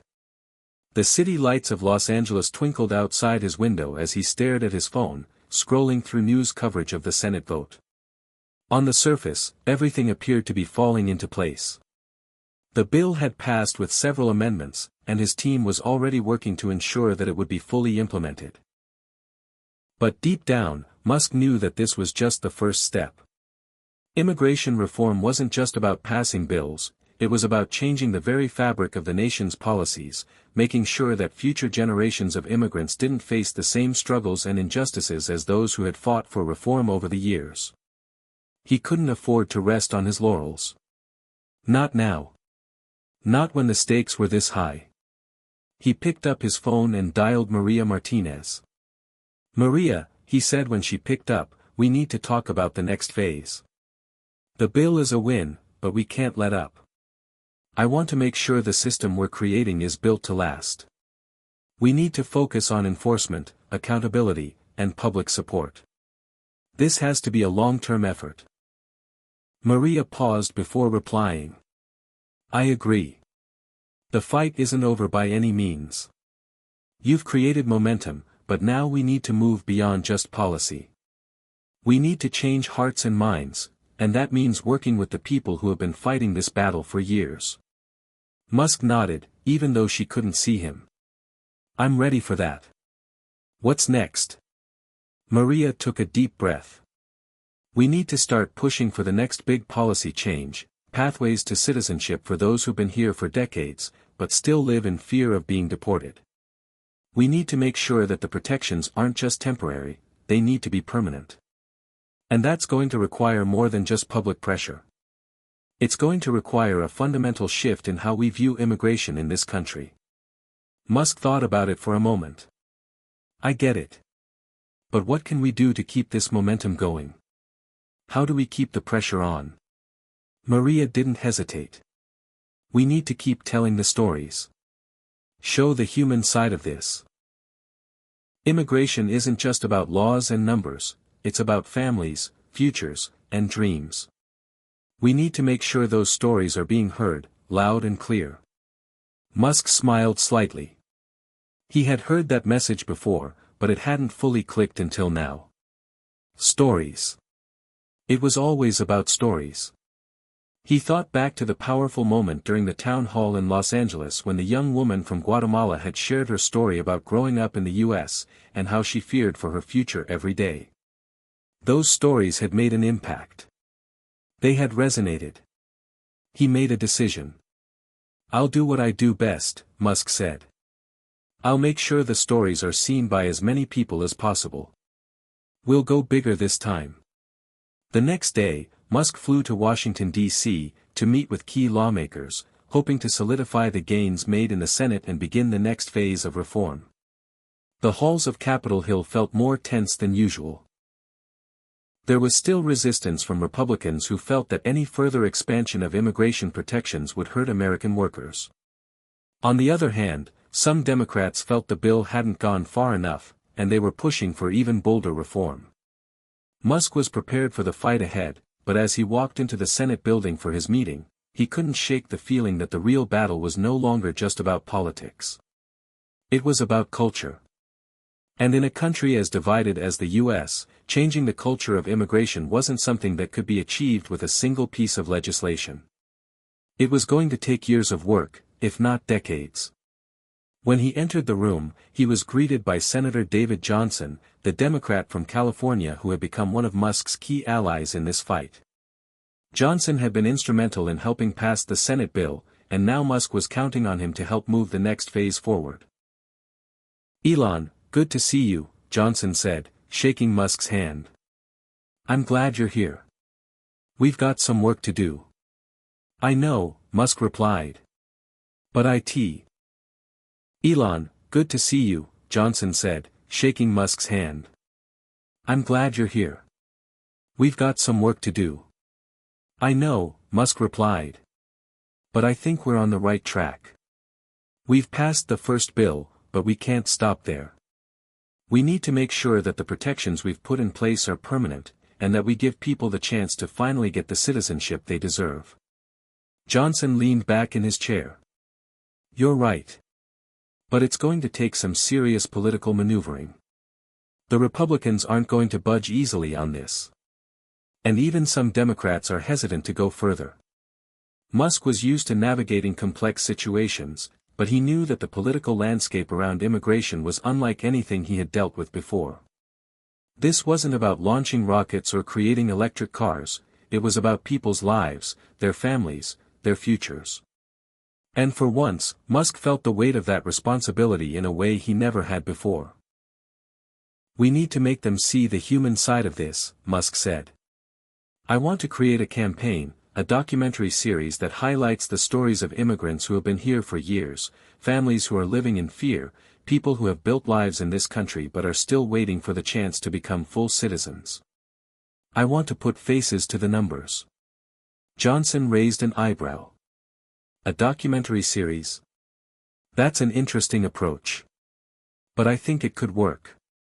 We need to keep the pressure on, and showing real stories might be the key to breaking through the political gridlock. Musk felt a surge of determination. I want to get the American people to see what I see, immigrants aren't a threat to this country. They are the backbone of it. And we need to make that clear, every single day. The plan was set in motion. Musk's team began reaching out to filmmakers and production companies to produce a documentary-style series that would showcase the lives of immigrant families and individuals who had been affected by the immigration system. The project would feature personal interviews, footage from immigrant communities across the country, and stories of struggle, perseverance, and hope. It was going to be an emotional, raw look at the realities of the American immigration system, one that Musk believed could change the conversation once and for all. But as the project began to take shape, new challenges arose. Some of Musk's closest advisors were nervous about the potential backlash. This could get messy, they warned him. You're already walking a tightrope with your political allies. Pushing this kind of personal campaign could alienate some of them. Musk didn't flinch. He knew what was at stake. He had never been afraid of controversy, and now more than ever, he felt that the risk was worth it. I'm willing to take that risk, he said. This isn't about politics. This is about doing what's right. By the end of the year, Musk's documentary series, titled American Dreams, Stories of Immigrants, premiered across multiple platforms. The first episode aired to wide acclaim, sparking debates across social media, television, and radio. For many, it was the first time they had heard such personal and compelling stories about the human cost of immigration policies. The impact was immediate. Across the country, families who had never before spoken out began sharing their stories. Protests in support of immigration reform grew larger. And as the series gained traction, lawmakers on both sides of the aisle began to feel the pressure. The next phase of immigration reform wasn't just an abstract policy anymore. It was a movement. Fueled by the voices of the people it directly impacted. And for Musk, that was the beginning of his next battle, to ensure that the stories of immigrants wouldn't just be heard, they would be acted upon. The success of American Dreams, Stories of Immigrants had exceeded even Musk's expectations. What started as a small idea, an emotional documentary series to humanize the immigration debate, had exploded into a nationwide movement. Each episode received millions of views, with social media buzzing constantly with discussions and debates. The hashtag immigrant voices trended on Twitter, Facebook, and Instagram, while politicians from both sides of the aisle began hearing the call for more comprehensive immigration reform. Musk, once again, found himself in the spotlight, but this time, it was different. He wasn't just being hailed as a tech visionary, he was becoming a cultural figure, an advocate for social change. Despite the immense pressure, Musk remained focused. He wasn't just pushing for another bill or policy reform, he was trying to change the culture of immigration itself. He wanted to reshape how Americans viewed immigration. It wasn't just about laws and borders, it was about people. It was about the heart of the nation. But with the increased attention came increased scrutiny. While Musk had garnered widespread support from many immigrant advocacy groups, activists, and even celebrities, his more conservative critics were quick to voice their opposition. The most vocal among them were those who believed that Musk, with his vast wealth and influence, was overstepping his bounds. This isn't his battle, they said. He's just a billionaire trying to rewrite the rules to suit his own interests. The media was quick to capitalize on the controversy, publishing op-eds both attacking and defending Musk's position.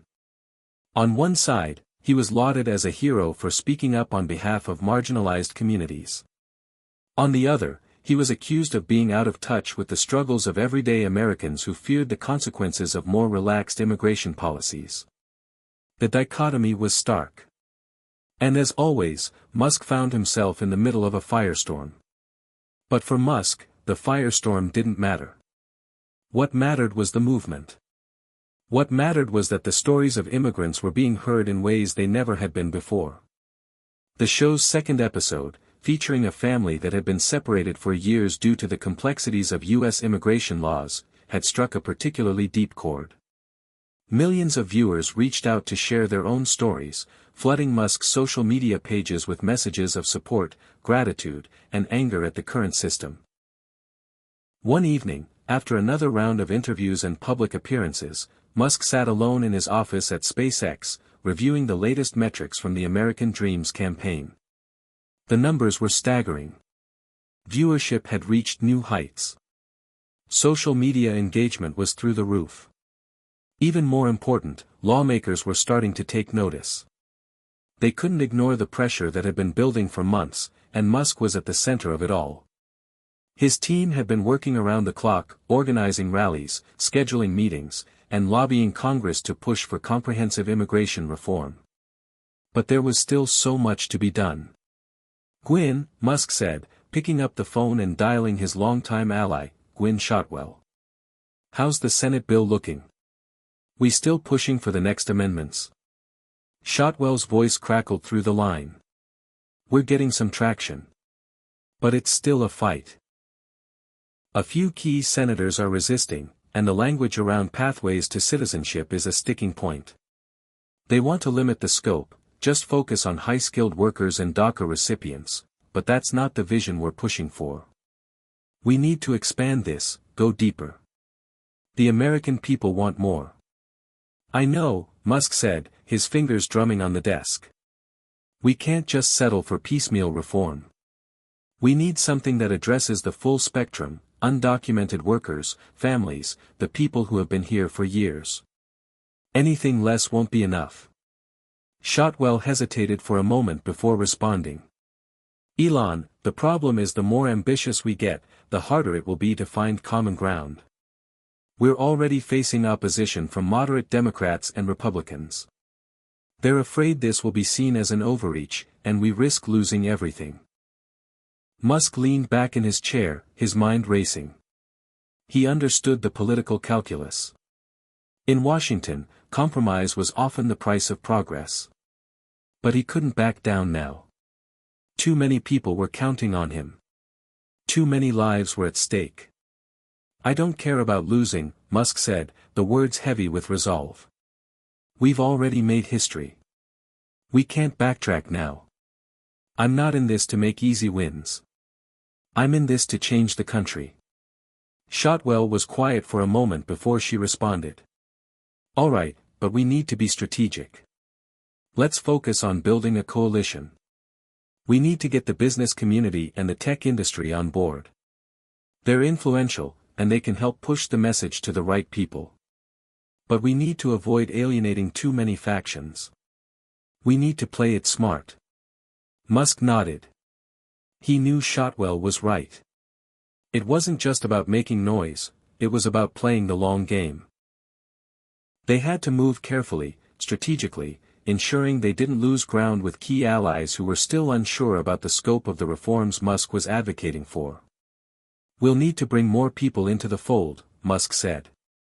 "I'm thinking about reaching out to other influential CEOs in the tech space. People like Tim Cook, Sundar Pichai, and Jeff Bezos. If we can get them on our side, we'll have more political leverage." Shotwell agreed. "That's a good plan. But remember, the key is showing that this isn't just a tech issue, it's a national issue. Immigrants are part of every industry, every community. The tech sector just happens to be the loudest voice right now." Musk paused, then smiled slightly. "I'll make sure they hear us. I'll keep the pressure on, even if it means stepping on some toes. This isn't about staying comfortable, it's about getting things done." The days following that conversation were a whirlwind of activity. Musk's team worked tirelessly to organize high-profile meetings with CEOs, business leaders, and influential figures across the political spectrum. Musk himself took part in several closed-door discussions, where he passionately argued for the necessity of comprehensive immigration reform. As part of the effort to broaden the coalition, Musk began engaging with conservative business leaders, knowing that his message would have a better chance of resonating with them if they saw the economic benefits of immigration reform. He invited key figures from industries outside of tech, agriculture, hospitality, construction, understanding that the impact of immigration policy reached far beyond Silicon Valley. But the harder fight was within the political arena. A significant portion of the Senate was still reluctant to pass any legislation that could be perceived as too progressive. While there was bipartisan support for certain aspects of immigration reform, especially the protection of DACA recipients, Musk's push for a more expansive path to citizenship faced strong opposition from those who feared it would be seen as an overreach by the public. A few weeks later, Musk found himself once again standing at a podium, this time at a major public rally in Washington, D.C., where thousands of activists had gathered to demand a permanent solution for immigrant families. The crowd was filled with energy, holding signs that read, "Immigrants are America," and "End family separation." Musk looked out at the sea of people, his heart heavy with the knowledge that the fight was far from over. "You've all seen the stories," he began, his voice carrying over the microphone. "The stories of families who have waited for years, decades, just to have the chance to live without fear. The stories of children born in this country, who have never known any other place, yet are still treated like outsiders. These aren't just stories, they're our reality. And I promise you, we're going to change that." The crowd erupted in applause. Musk paused, letting the moment sink in before continuing. "People want to believe that this country is a place where anyone, no matter their background, can succeed. That's what America represents: hope, opportunity, and the promise of a better life. But right now, that promise isn't being kept for millions of people. And we have a responsibility to change that." The rally was a turning point. It was clear that Musk's message was resonating deeply, not just with immigrant communities, but with Americans from all walks of life. The movement was growing stronger by the day, and Musk knew that this momentum would be the key to pushing immigration reform across the finish line. As the rally concluded, Musk made his way back to his team. He had made his case, and now it was time for the next phase of the battle. The road ahead would be long. But for the first time, Musk felt the tides turning in his favor. The voices of the people had been heard, and they were demanding change. The political climate was tense, but there was a quiet confidence growing around Musk's campaign. The documentary series had sparked a groundswell of public support, and now, with the 2024 presidential election on the horizon, every move was critical. Immigration had become a hot-button issue for candidates on both sides, and Musk knew that it was now or never. He sat in a conference room at SpaceX headquarters, surrounded by his closest advisors. The room buzzed with the usual sense of urgency, but there was something different about the air today. They were on the verge of something significant, something that could change the trajectory of the entire debate on immigration. "All right, what's the plan?" Musk asked, his gaze sweeping over the group. "We have the momentum, but we need to capitalize on it. What's the next big step? Gwynne Shotwell, his trusted COO, spoke first. We need to expand the conversation. The Senate is split on the details, and the House has its own agenda, but there's still room to maneuver. What we're doing now is focusing on pressure points. We're getting the business community and the public to demand action. We're using the pressure of the 2024 elections to keep the heat on. Musk nodded. And the media? Media's been good so far, Shotwell replied. Your speeches, the rallies, the documentary series, it's made headlines. But we need to use this narrative to make sure no one backs down. If we can get the right candidates on our side, we'll have leverage. Musk leaned forward, a flicker of excitement in his eyes. I want to meet with the presidential candidates. Both sides. I want them on record. If we're going to get a bill passed, we need them to commit.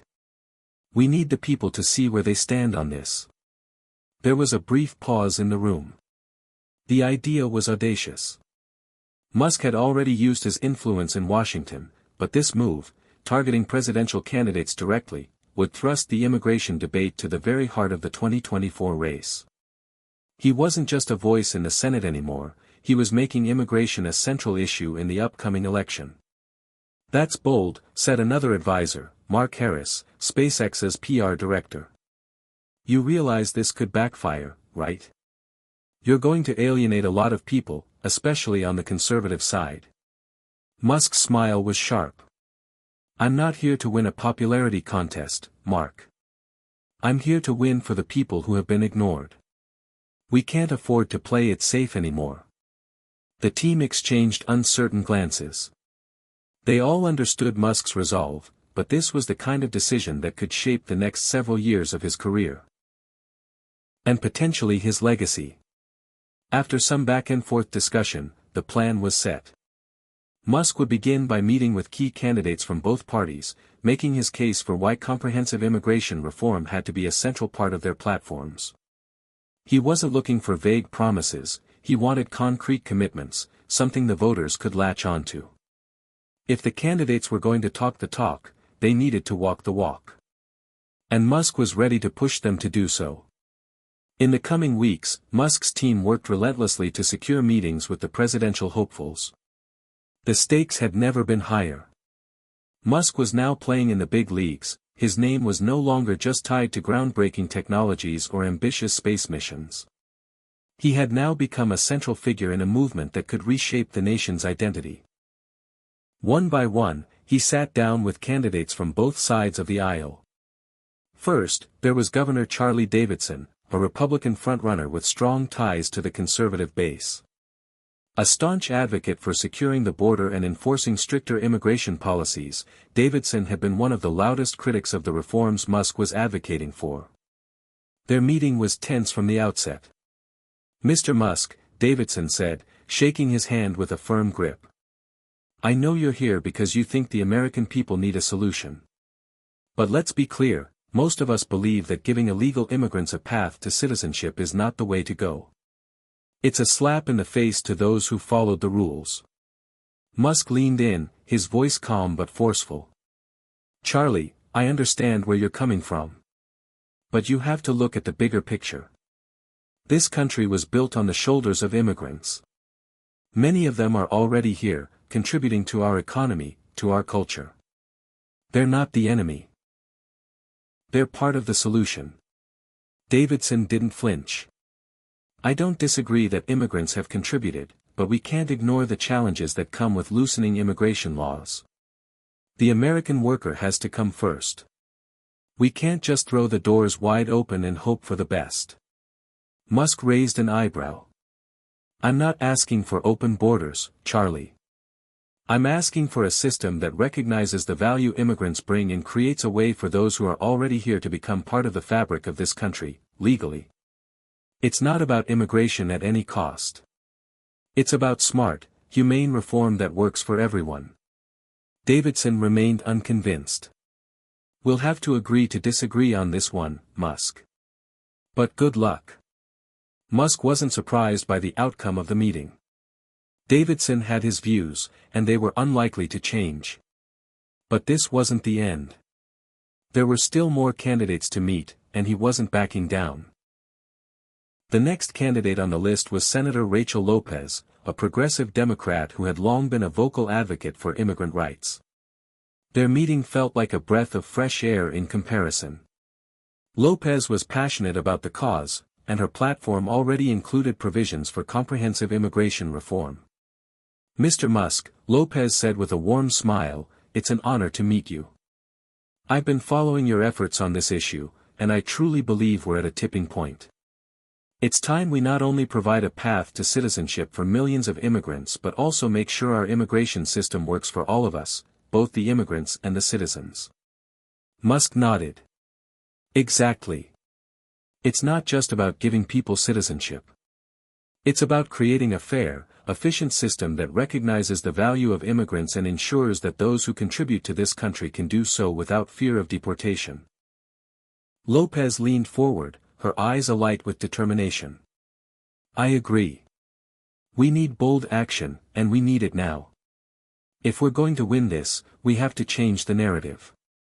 It's not about us versus them. It's about all of us, working together to build the future we want for this country." Musk felt a spark of hope. Lopez was exactly the kind of ally he needed in the fight ahead. But he knew that not all meetings would be this easy. The next few weeks were a whirlwind of debates, rallies, and increasingly high-profile appearances. Musk was everywhere, on talk shows, in political forums, and at campaign events, relentlessly pushing his message. But with every victory came a new challenge. Opponents were growing more vocal, trying to turn public sentiment against him. Fox News, a conservative powerhouse, ran story after story questioning Musk's motives and accusing him of trying to push a radical left-wing agenda. And on the other side, some progressives began to argue that Musk wasn't going far enough. Still, Musk persisted.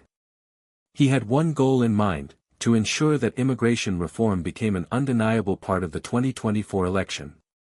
His campaign wasn't just about passing laws, it was about shaping the future of the nation, about ensuring that the promise of America was a promise kept for everyone. And as he stood at a rally in New York, with thousands of supporters chanting his name, Musk knew that the stakes had never been higher. This wasn't just a fight for policy, it was a fight for the soul of the country. The political landscape had shifted.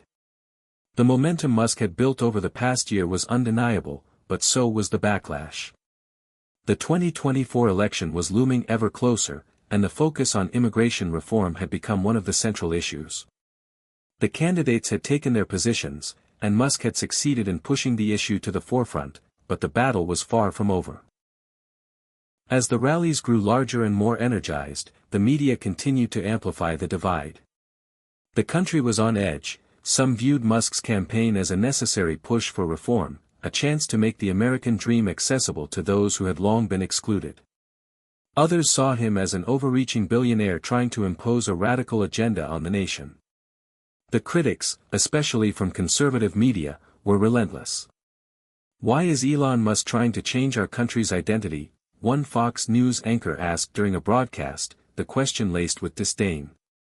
"He may be a genius in technology, but this is not his fight. He's creating division where none existed. We should focus on the people who are already here, the citizens who are working hard, not throwing the gates wide open for people who haven't followed the rules." Musk knew this was coming. The louder his voice got, the harder the attacks would be. But he wasn't in this for easy battles. He was fighting for something bigger than himself. He stood at his desk in his office, the sun setting over the SpaceX campus. His mind was racing, trying to figure out the next steps. He was about to meet with some of his closest allies to strategize the final push. He could feel the stakes increasing by the day. Time was running out, and the Senate was still locked in debate. Suddenly, his phone rang. The name on the screen made his heart skip a beat. It was Gwynne Shotwell. He picked up immediately. "Elon," she began, her voice calm but urgent, "we've got a problem. The House Judiciary Committee has just tabled the new immigration reform bill. They're saying it's too broad, and they've attached so many amendments that it's essentially dead in the water. Musk felt a knot tighten in his stomach. They had worked tirelessly on this bill, and now it was slipping through their fingers. But he wasn't someone to back down from a challenge. If anything, this made him more determined. "Do we have any options?" he asked, his voice steely. "We're pushing back. I've got a team working on getting key senators and House members to reconsider. But right now, there's a lot of resistance, especially from Republicans who want stricter enforcement, and even some Democrats who are hesitant to go too far." Musk took a deep breath, staring out at the sprawling campus below. This was it. This was the moment where everything would either fall into place or fall apart. The time for patience had passed, they needed a breakthrough, and they needed it fast. "We can't afford to lose this," Musk said, his mind already racing with ideas. "It's time to change the game. If they won't bring the bill to the floor, we bring the floor to them." The next few days were a whirlwind of activity. Musk knew that if he was going to shift the tide, he needed to do something that would capture the public's attention and force the political leaders to take notice. If the traditional political process was moving too slowly, he would find another way to push the conversation forward. He turned to his team and began brainstorming with his top advisors. After several hours of intense discussion, they hatched a bold plan, a nationwide digital campaign that would leverage his network of influential business leaders, celebrities, and activists. They would use social media, targeted advertising, and public-facing events to make the issue impossible to ignore. But the centerpiece of their plan was a massive virtual town hall, an event where everyday Americans, immigrants, and community leaders could speak directly to lawmakers. The goal wasn't just to generate support, it was to put pressure on Congress to pass the bill. Musk knew that if they could get a wide swath of the American public engaged, it would be hard for the politicians to ignore. The idea of a virtual town hall had its risks. It would be a highly publicized, highly coordinated event, which meant there would be no room for error. But Musk thrived on pressure. If anything, it fueled him. The team worked around the clock. The town hall would be broadcast live across every major platform: Twitter, Facebook, YouTube, and even traditional cable networks. Musk reached out to a few key figures, actresses, musicians, and top business leaders, who had supported his efforts, asking them to participate. Some agreed immediately, while others hesitated, worried about the political fallout. But Musk wasn't deterred. With every ally who signed on, the campaign grew stronger. A week later, the event was set. The virtual town hall was scheduled for prime time, with a lineup of powerful speakers who would highlight the urgency of passing immigration reform. There would be immigrant families sharing their personal stories, economic experts explaining the benefits of immigration, and political leaders from both sides of the aisle discussing their views. The idea was to create a national moment, a reminder that immigration reform wasn't just a policy issue, it was a human issue. The day of the town hall arrived, and Musk sat backstage, watching as the virtual stage came to life. The clock was ticking. The numbers were already staggering. Millions of viewers had registered to watch. The entire event was broadcast in real time across multiple channels, each one eagerly anticipating Musk's opening remarks. When his turn finally came, Musk stood in front of the camera, his face framed by the glow of the stage lights. He adjusted his microphone, then looked directly into the camera. "Good evening, America," he began. His voice was calm but full of conviction. "Tonight, we're here because we all agree on one thing: the current system is broken. We've seen the statistics. We've heard the stories. But more importantly, we've seen the faces of the people affected. Families who have been torn apart, workers who contribute to this country every day, but still live in fear. This is not the America we want to be." Musk paused, letting the weight of his words sink in. This is a conversation about who we are as a country. It's about the values we hold dear. And right now, we're at a crossroads. The question is, will we choose fear or compassion? Will we continue to close the door, or will we open it to the people who want to build a better life here, people who already call this country home in every sense but on paper? He took a deep breath, then added, "Tonight, we're asking Congress to listen. To act. To pass comprehensive immigration reform, not tomorrow, not next year, but today." The crowd of activists, politicians, and business leaders watching from various locations erupted in applause. The camera cut to the virtual audience, where thousands of people held up signs and clapped along. It was an emotional moment, the culmination of months of hard work, rallies, and meetings.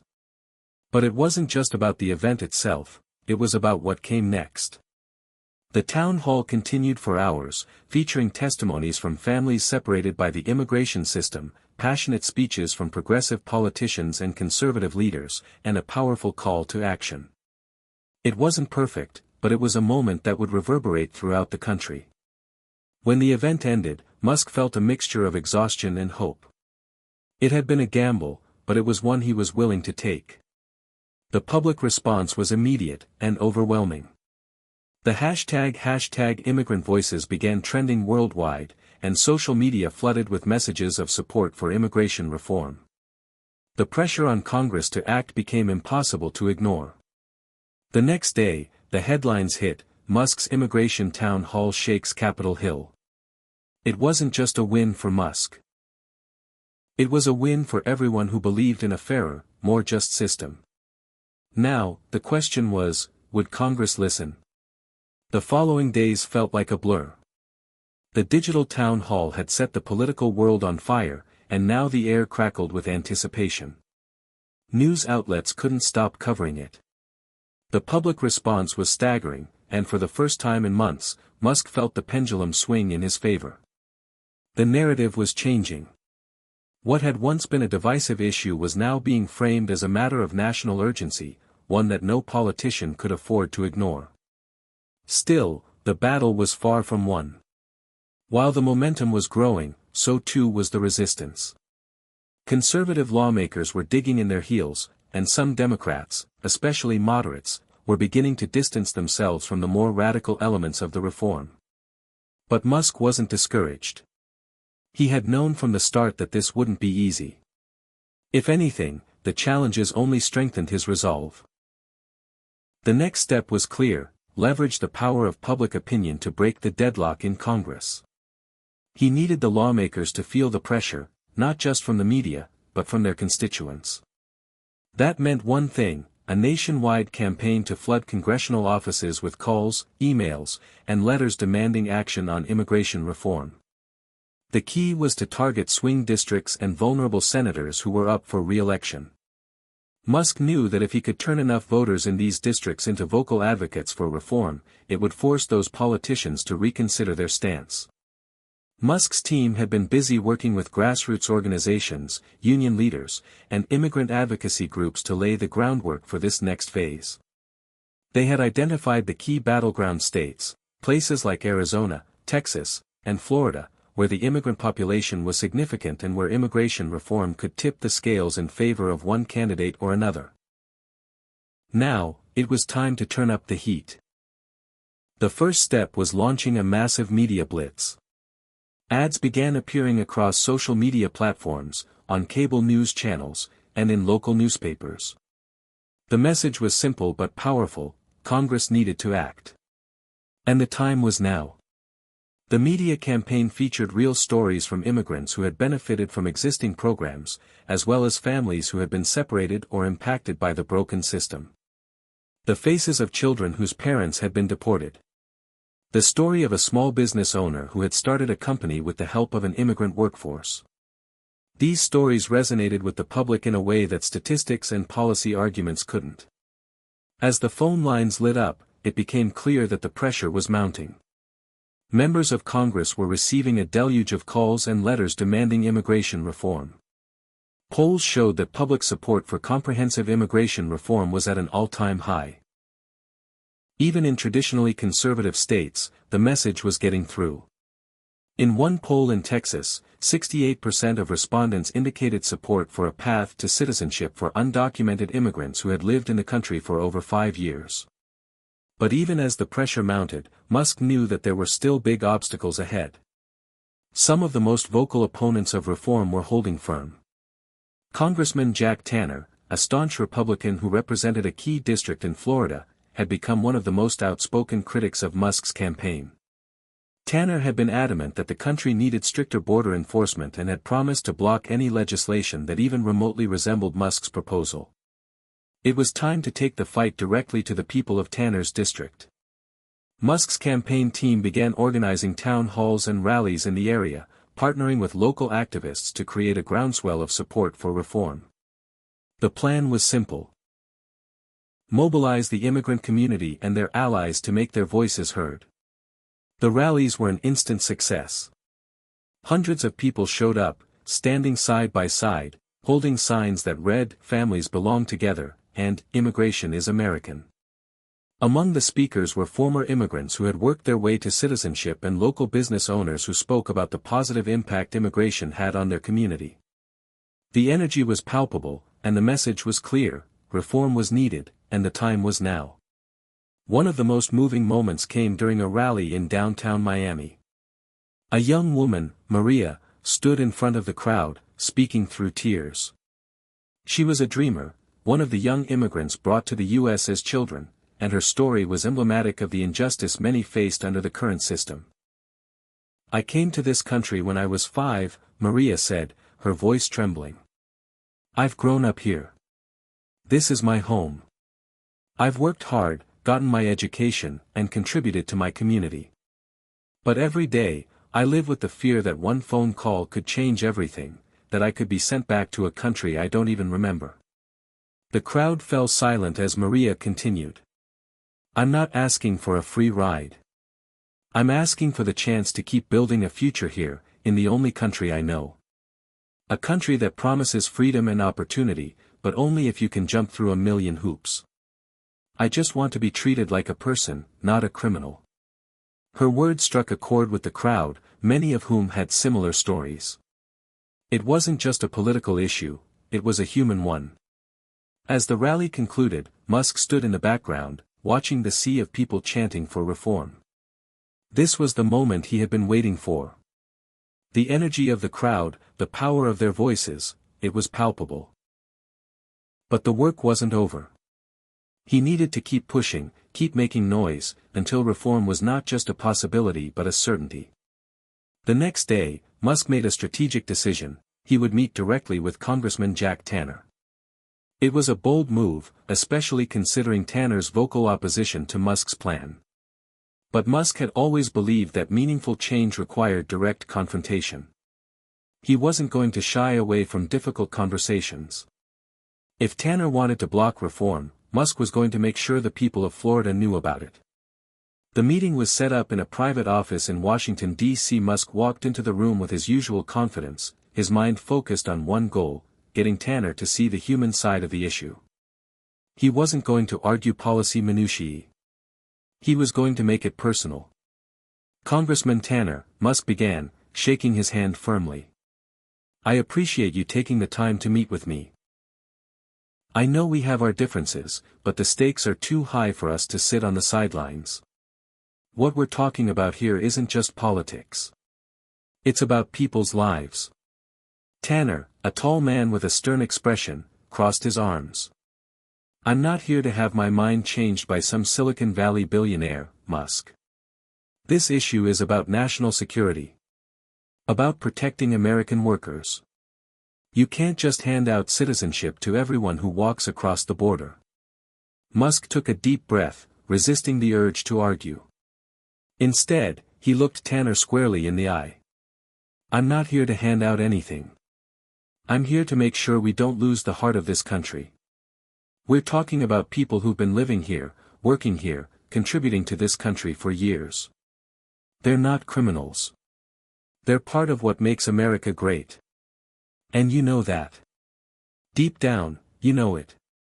Tanner shifted in his seat, but Musk could see a flicker of doubt in his eyes. Musk pressed on. You don't have to take my word for it. Take a look at what's happening in your district. People are speaking out. They want reform. They're tired of living in fear. It's time to do the right thing. The silence in the room was thick. Tanner's face was unreadable, but Musk could feel the tension. Finally, Tanner spoke.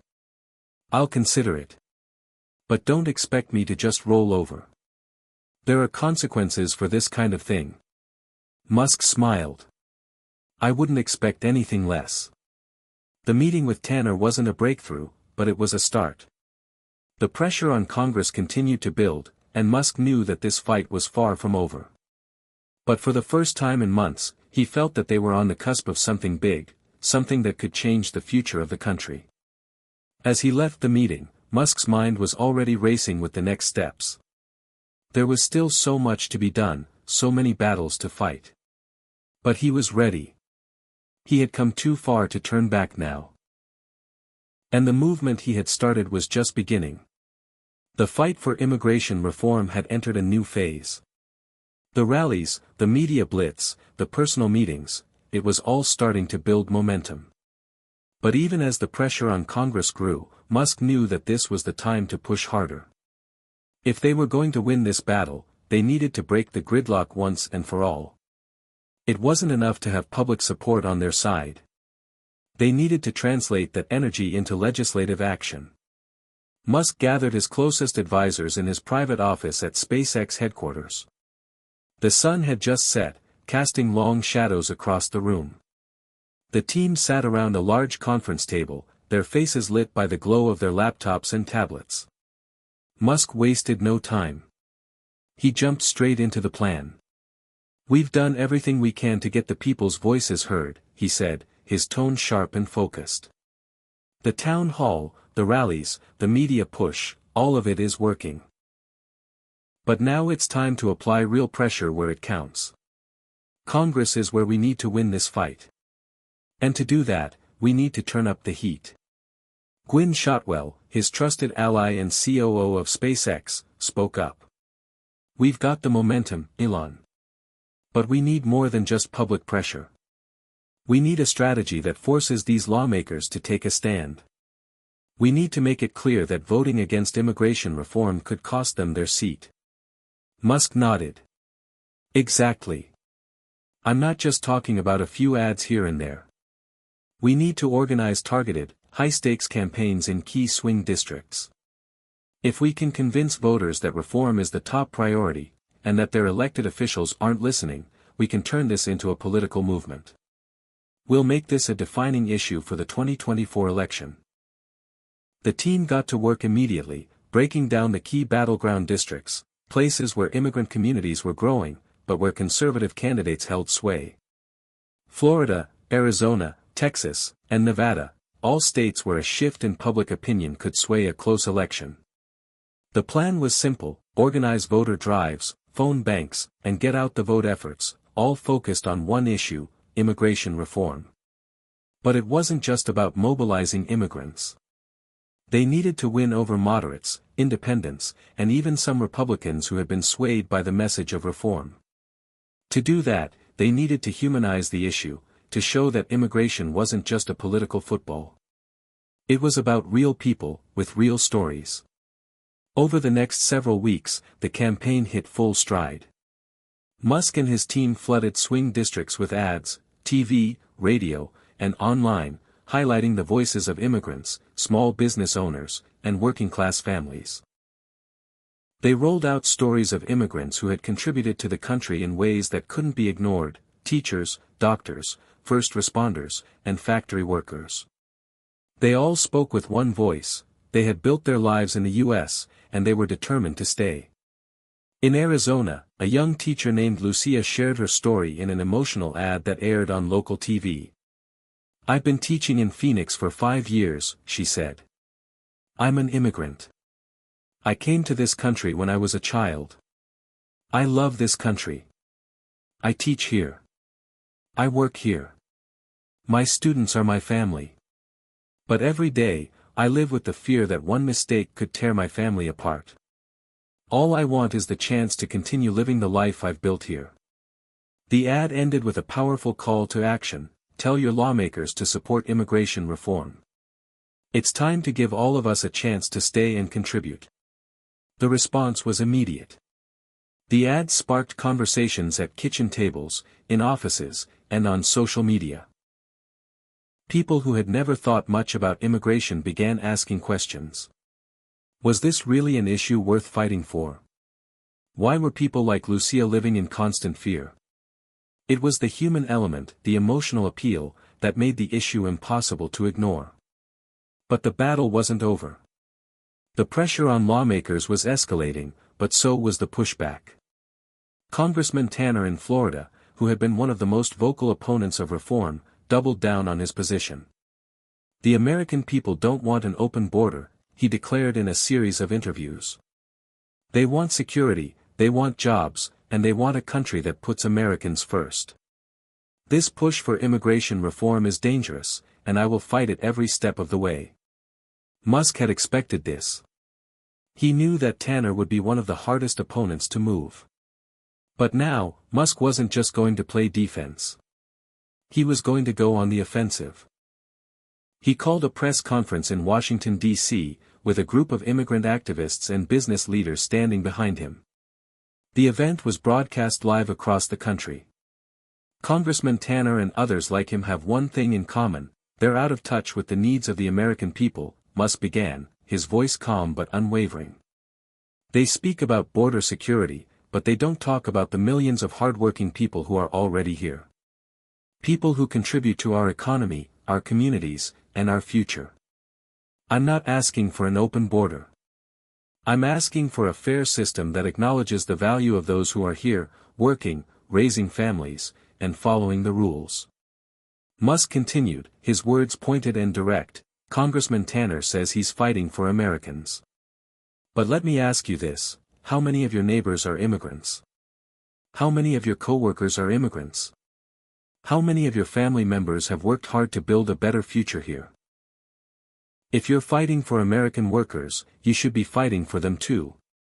The press conference was a turning point. The message was clear: this wasn't just about an issue, it was about people. And that was something even Tanner couldn't ignore. The next few days were a whirlwind of media appearances, town halls, and press releases. Tanner's office began receiving a new wave of pressure from his constituents, many of whom were starting to question his stance. His public support in key districts began to dip. The rallying cry for reform was getting louder, and Tanner was now faced with the difficult reality that opposing reform could have serious political consequences. It wasn't just Tanner feeling the heat. Other lawmakers began to waver as well. Some of the most vocal critics of reform in the Senate, senators who had been staunchly opposed to anything resembling a path to citizenship, were now starting to listen more closely to their constituents. They were beginning to realize that this wasn't just an issue for the far left or the far right. It was a kitchen table issue, one that affected everyday Americans. And in Congress, where political calculations always came into play, that was a big deal. Musk and his team knew they had to keep pushing. It was still a fight for every vote, every conversation, every interaction. But now, there was hope. There was momentum. And for the first time in a long time, it felt like they were on the verge of something real. Late one evening, Musk sat alone in his office, staring out at the sprawling SpaceX campus. The lights of the launch pads glowed in the distance. He thought about the road ahead, about the families he had met, the rallies he had attended, the lives he had seen change. And he knew that no matter how hard it got, no matter how many setbacks they faced, he couldn't stop now. This was bigger than politics. This was about the future of the country. As the sound of rocket engines igniting in the distance echoed through the quiet night, Musk felt a surge of determination. The fight was far from over, but they were closer than ever to winning. And he wasn't about to let anything stand in their way. As the weeks wore on, the political landscape in Washington began to shift. It wasn't an immediate or dramatic change, but the subtle signs were becoming harder to ignore. Congressional offices, once firm in their opposition to immigration reform, were now receiving more calls from constituents asking for change. The media was buzzing with coverage, and lawmakers were finding it increasingly difficult to ignore the growing chorus of support.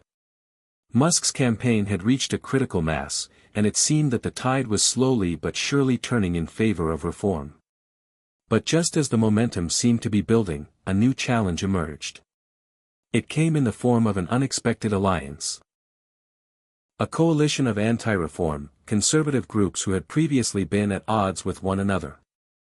They called themselves Americans First, and they launched a counteroffensive that threatened to undo everything Musk had fought for. They were organized, funded, and committed to blocking any form of immigration reform that included a path to citizenship. The Americans First coalition was led by several powerful figures in the conservative movement, including high-profile media personalities and conservative think tanks. Their strategy was straightforward: paint immigration reform as an existential threat to the American way of life. They argued that granting citizenship to millions of undocumented immigrants would flood the country with cheap labor, undercut wages for American workers, and strain public resources.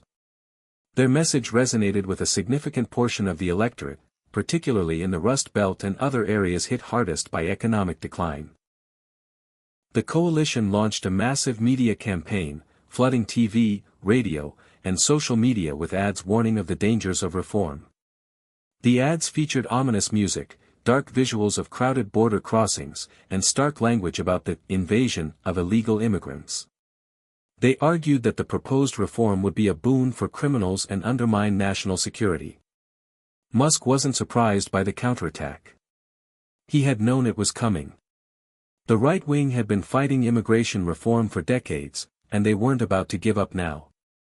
But the scale of the campaign was something he hadn't anticipated.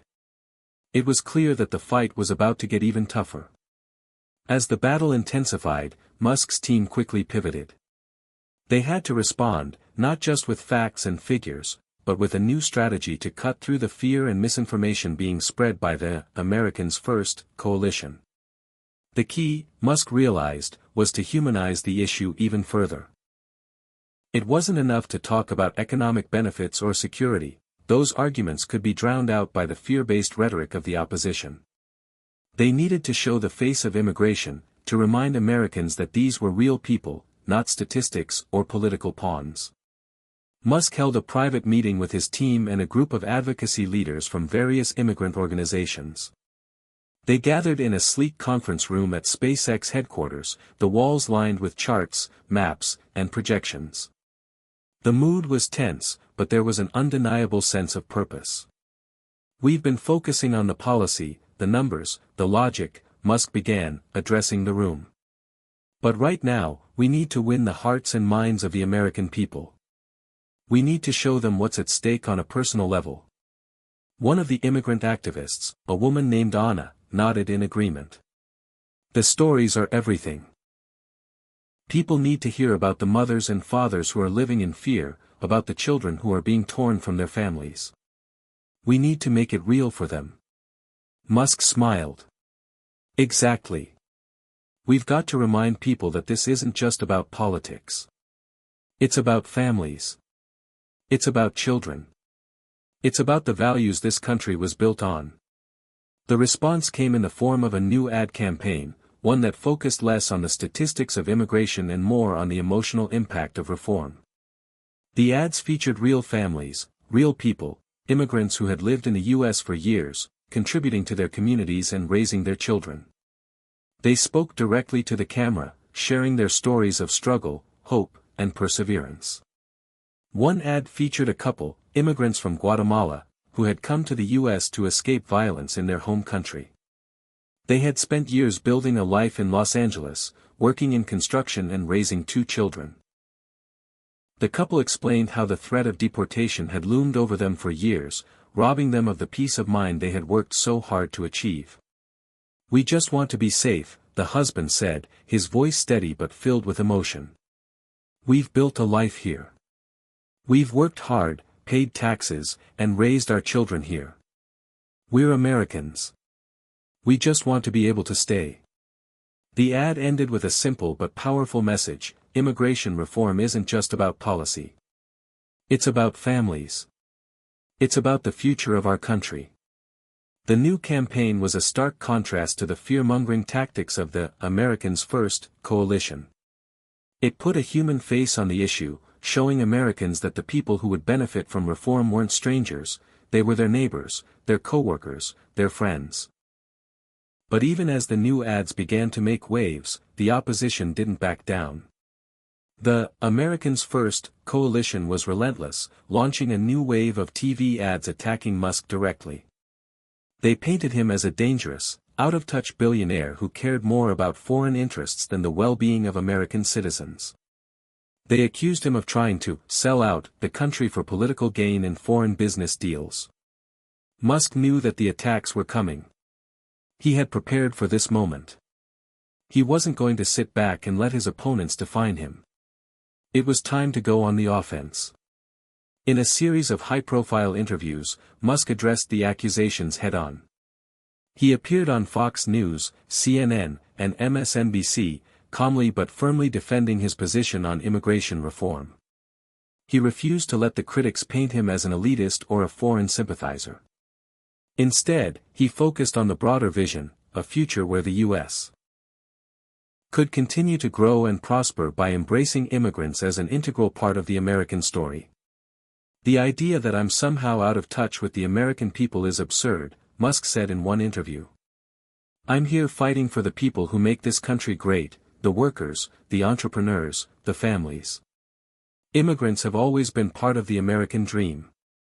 And I'm going to continue to fight to make sure that dream is accessible to everyone." Despite Musk's best efforts to push back against the attacks, the tide was beginning to turn in the other direction. The conservative media had successfully painted the immigration debate as a cultural clash, a fight for the soul of the nation. The fear-based arguments, about lost jobs, strained resources, and security threats, were starting to take hold with certain segments of the population. In Washington, the impact was immediate. Several moderate Republicans who had previously been on the fence about reform began to shift toward the Americans First camp. The pressure to toe the party line was intense. Some lawmakers, facing the prospect of re-election in swing districts, were beginning to reconsider their positions. Musk and his team knew they had to act quickly. They had one final card to play, one that could turn the tide in their favor. And it was going to take a personal sacrifice. Musk decided that he would make a public gesture, something that would solidify his commitment to the cause and show the world that he was all in. He announced that he would travel to the U.S.-Mexico border, where he would spend a week meeting with families directly impacted by the immigration system. He would document his experience and share it with the public, giving a face to the issue and showing that this was not just a political fight, it was a human one. The announcement of his trip was met with a mixture of excitement and skepticism. Some saw it as a bold move, a way for Musk to truly connect with the issue on a personal level. Others, particularly his critics, saw it as a stunt. But Musk didn't care. He wasn't doing it for the headlines. He was doing it because, at the end of the day, he believed that change would only come when people truly understood what was at stake. As he prepared for his trip, Musk knew that the final chapter of this battle was approaching. The fight had been long and grueling, and there were still many hurdles to overcome. But he also knew that, for the first time, the balance of power was beginning to shift in favor of reform. And he wasn't about to let that opportunity slip away. The trip to the U.S.-Mexico border was a defining moment. Musk's plane touched down in El Paso, Texas, just as the sun began to dip below the horizon, casting an orange glow over the dusty desert landscape. He was there to see firsthand the lives of those who had been caught in the middle of the immigration debate. He wasn't sure what he expected, perhaps a stark reminder of the human cost of policy, or maybe something more sobering, but he knew this was where the fight would ultimately be won or lost. Musk had decided to keep things low-key. No press conferences, no staged photo ops. Just him, a small team of staff, and a handful of local activists who had been working on the ground for years. They had all heard the stories, the families separated by deportation, the children born in the US who lived with the constant fear of losing their parents. But now, Musk was about to experience those stories in a way that would change him forever. As he stepped off the plane, he was greeted by Maria Gonzalez, a local immigration advocate who had been instrumental in organizing protests and rallies in the area. Maria was a middle-aged woman with a no-nonsense attitude, but a warmth that shone through once she got to know you. She had been fighting for immigrant rights in El Paso for over a decade and had seen the worst the system could do to families. "I'm glad you're here, Elon," Maria said, shaking his hand. "It's one thing to hear about the issues in Washington, but when you see it here on the ground, it hits different." Musk nodded, looking around the barren landscape. "I know. I want to understand it on a deeper level." The next few days were an emotional whirlwind for Musk. He visited shelters where families were living in limbo, often for months or even years, waiting for their asylum cases to be processed. He met with mothers who had been separated from their children at the border, often for no other reason than their status as immigrants. He heard heartbreaking stories of families torn apart by deportations, with children left behind, not knowing if they would ever see their parents again. At one shelter, Musk met a young boy named Alejandro, who had come to the US with his mother from Honduras.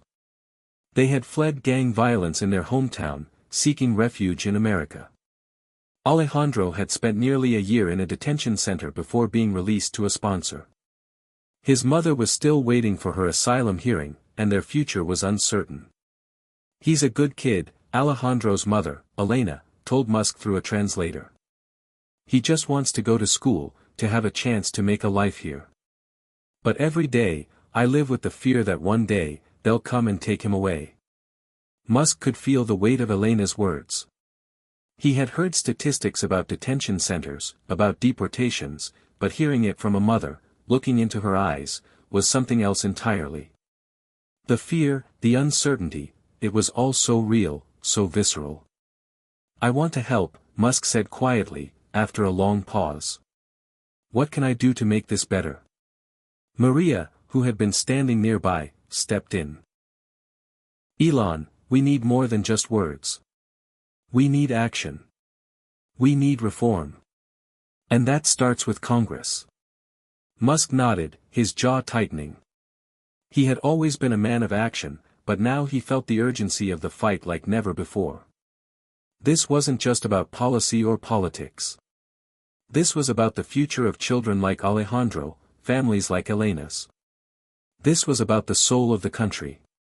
Later that day, Musk took a helicopter tour of the borderlands, flying over the walls, the fences, the checkpoints. From the air, it was hard to comprehend the sheer scale of the situation. The border stretched for miles, a constant reminder of the divide between two nations, and, for many, the line between life and death. He saw the makeshift crossings used by immigrants desperate to escape violence and poverty, and he saw the large detention facilities where they were often held for weeks, even months, without proper legal representation. The contrast was stark. A nation built on the idea of opportunity, where many were being forced to fight just to survive. As the helicopter circled back toward El Paso, Musk sat silently, taking it all in. He knew the media had been painting the border as a place of chaos, of criminality. But what he had seen was something more complicated, something that couldn't be reduced to a simple political talking point. These were human beings, trapped by a broken system. And Musk knew he couldn't ignore it any longer. The final stop on his trip was a local town hall, where Musk would address a group of local residents, many of whom were immigrants, some of whom had been advocating for reform for years. It was a small gathering, but the stakes felt high. Musk had been preparing his remarks for days, but now, standing in front of a crowd that was directly affected by the issue, he felt a sense of responsibility unlike any he had ever known. "I came here to listen," Musk began, his voice steady but full of emotion. "I came here because I need to understand what's really happening on the ground. And what I've seen, what I've heard, is unacceptable. We can't continue to treat human beings this way.